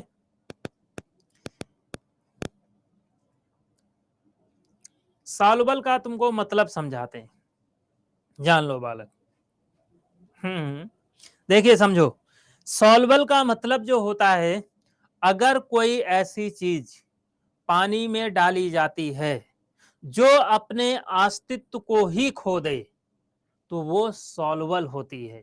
अगर वो अपने अस्तित्व को नहीं खोती है तो वो नॉन सॉल्युबल होती है। जैसे चीनी को जब पानी में डाला जाता है तो चीनी अपने अस्तित्व को खो देती है, तो चीनी सॉल्युबल है, घुलनशील है, समझे। लेकिन जब पानी में निरमा डाला जाता है तो वो अपने अस्तित्व को नहीं खोता है, वो पूरे पानी के अस्तित्व को बदल देता, तो वो अघुलनशील है, समझ गए। जैसे अगर पानी में दूध को डाला जाए, पानी में दूध को डाला जाए तो अस्तित्व किसका खोता है? पानी का। यानी कि दूध में पानी तो घुलनशील है लेकिन पानी में दूध घुलनशील नहीं है, समझे। पानी में दूध घुलनशील नहीं है, पानी में लेकिन दूध में पानी घुलनशील है, समझ में आ गई बात। ठीक, तो यहाँ पे अगर वॉशिंग पाउडर डालते हो, तेल डालते हो, तो ये सब घुलनशील नहीं होती हैं, समझे। निरमा मतलब सर्फ, हाँ वही। ठीक, एक नोट भी इसके लिए याद रखना है। नोट क्या बाबू याद रखना है? नोट ये याद रखना है कि डॉक्टर बाबू हमसे कहे थे कि गर्म पानी जो होता है वो शुद्ध पानी होता है। ठीक, गर्म पानी जो होता है वो शुद्ध पानी होता है और इसका सरफेस टेंशन क्या होता है? कम होता है। ये भी आपको याद रखना है। ठीक, यानी कि जो गर्म पानी होगा वो क्या होगा? शुद्ध होगा और उसका सरफेस टेंशन क्या होगा? कम होगा। यानी कि ध्यान से सुनिएगा, कहने का मतलब ये है। अब इस सवाल को अगर देखें तो फिजिक्स तो बाबू ये कह रहा है कि पानी जब भी पियो तो कम सरफेस टेंशन वाला पियो। लेकिन बाबू जैसे मैं किसी गांव से आता हूं वैसे बहुत सारे आप लोग होंगे जो किसी ना किसी गांव से आते होंगे ना। जब किसी ना किसी गांव से आते हैं तो गांव में क्या होता, पढ़ लिख के जाओ, दादा लोग बात कर रहे हो, कोई बात बोल दो तो कहते हैं बेटा ज्यादा तुम क्या काबिल ना बनो। जिंदगी में सब कुछ किताबें नहीं होती हैं, लाइफ में कुछ प्रैक्टिकल होना भी पड़ता है, होता नहीं होता। अभी हम ठंडे पे आएंगे, थोड़ा वेट कीजिए। ठीक, यानी कि जैसे अब कम सरफेस टेंशन वाला ही पानी पीना है, मान लो अब तुमको कहीं गर्म नहीं मिला, तुम सोच दिमाग में तुरंत क्लिक किया, पोरवाल सर तो बताए थे कि निरमा घोल दो, वो भी सरफेस टेंशन घटा देता। घोल के निरमा पी गए, अब पता चले उसमें कास्टिक सोडा है, वो अंदर जाके आंत की सफाई चालू कर दिया, लेने के देने पड़ गए। तो इसलिए सब कुछ किताब से नहीं होता, लाइफ में प्रैक्टिकल होता है, इसलिए चीजों को ध्यान रखना। ठीक, लेकिन हाँ ये गर्म पानी पानी जो होता है या जितनी चीजें गर्म होती हैं उनका सरफेस टेंशन क्या होता है, कम होता है। समझ में आई बात? इसी से सारी कंडीशन बन जाती। जैसे पहला क्वेश्चन, सुनामी जानते हो? बोलो बालक। क्वेश्चन पूछता है कि सुनामी आने से पहले समुद्र में केरोसिन ऑयल का छिड़काव किया जाता है। सुनामी आने से पहले समुद्र में केरोसिन ऑयल का छिड़काव किया जाता है। अब आप सोच रहे होंगे कि गुरुजी तो हाइपर बोल रहे हैं, अतिशयोक्ति लेकिन सही है। क्यों? क्योंकि आज की टेक्नोलॉजी इतनी डेवलप है, ये पता कर लिया जाता है कि कहाँ पे क्या कहते हैं, ये पता चल जाता है कि कहाँ पे से सुनामी उठने वाली है, कौन से तट पे गिरने वाली है। इसी के आसपास खूब तेल का छिड़काव करवा देते हैं, और जैसे तेल का छिड़काव करवाते हैं, यहाँ के पानी का सरफेस टेंशन क्या हो गया, कम हो गया। और जैसे सरफेस टेंशन कम हुआ, एरिया बढ़ गया, यानी कि सुनामी अब चौड़ी हो गई। जब सुनामी चौड़ी हो गई तो क्या उतनी ऊपर तक उठ पाएगी? नहीं उठ पाएगी। सुनामी की तबाही को कमजोर किया जा सकता है। इसीलिए सुनामी आने से पहले समुद्रों में तेल का छिड़काव कराया जाता है। समझ में आई बात? तो पहला क्वेश्चन समझ में आया कि सुनामी आने से पहले समुद्र में तेल का छिड़काव करवाते हैं। क्यों? क्योंकि तेल पानी के पृष्ठ तनाव को कम कर देता है, जिससे सुनामी इतनी ऊपर तक नहीं उठ पाती है। समझ गए बालक? बोलो भैया, सब लोग बताओ, सब लोग बोलिए। बहुत अच्छे।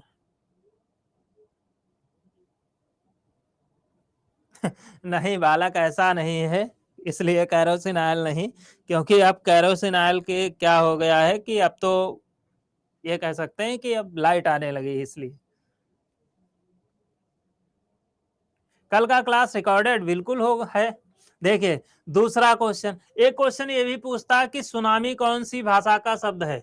याद रखना, सुनामी जो होता है वो जापानी भाषा का शब्द है। कौन सी भाषा का शब्द है? जापानी भाषा का। इसका मतलब होता है समुद्र से किनारे की ओर। ठीक है, ये पूछा जाता है। ठीक है, पीडीएफ है, थोड़ी बहुत है, मैं भेज दूंगा अभी। थोड़ा अब क्या होगा, अब जैसे कल क्लास हुई, आज हुई, लगातार तुरंत जैसे मैं आया सबसे पहले क्लास लिया, बाकी काम सब होल्ड पे। ठीक, आप लोग के लिए जिम्मेदारी जो है वो क्या कहते हैं, उठाना है, उसको चलाना है। ठीक है, आप लोग को पास कराना है, शिक्षक बनाना है। तो सबसे पहले क्लास को ताबड़तोड़ शुरू किए, सारी चीजें अब धीरे धीरे आपको बेहतर तरीके से मिलेंगी।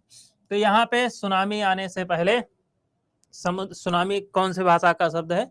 जापानी भाषा का शब्द है। ये क्वेश्चन याद हो गया। नेक्स्ट अब देखो बालक, नेक्स्ट क्वेश्चन पूछा जाता है। कौन सा क्वेश्चन? नेक्स्ट क्वेश्चन क्या है? नेक्स्ट क्वेश्चन पूछा जाता है, क्वेश्चन पूछता है कि साधारण पानी की अपेक्षा गर्म पानी या निरमा वाले पानी से, सर्फ वाले पानी से कपड़े अच्छे से साफ हो जाते हैं। क्यों?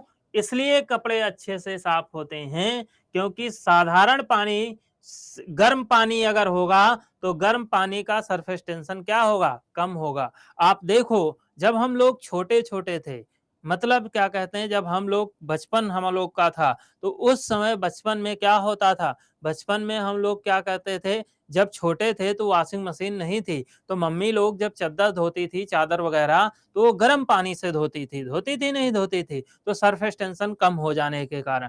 दूसरा एक क्वेश्चन बता देते हैं, फिर क्लास को एंड करते हैं, बाकी इस चैप्टर का डिस्कशन कल करेंगे। एक क्वेश्चन पूछता है, नेक्स्ट क्वेश्चन पूछा जाता है कि ठंडे सूप की अपेक्षा गर्म सूप, सूप पिए हो तुम लोग, ठंडे सूप की अपेक्षा गर्म सूप ज्यादा स्वादिष्ट होता है।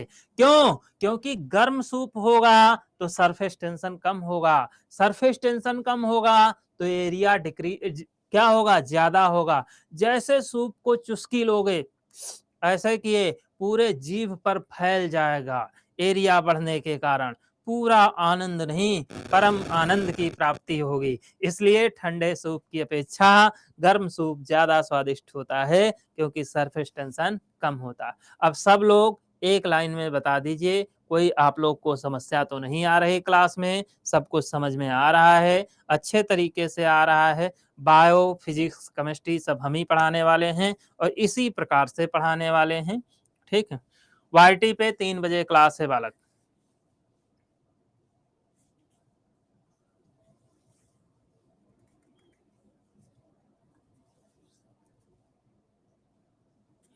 सबके लिए है बालक के क्लास, मैं कितनी बार बताऊं, बता चुका हूं। सब लोग देखिए, सब में क्वेश्चन आएंगे।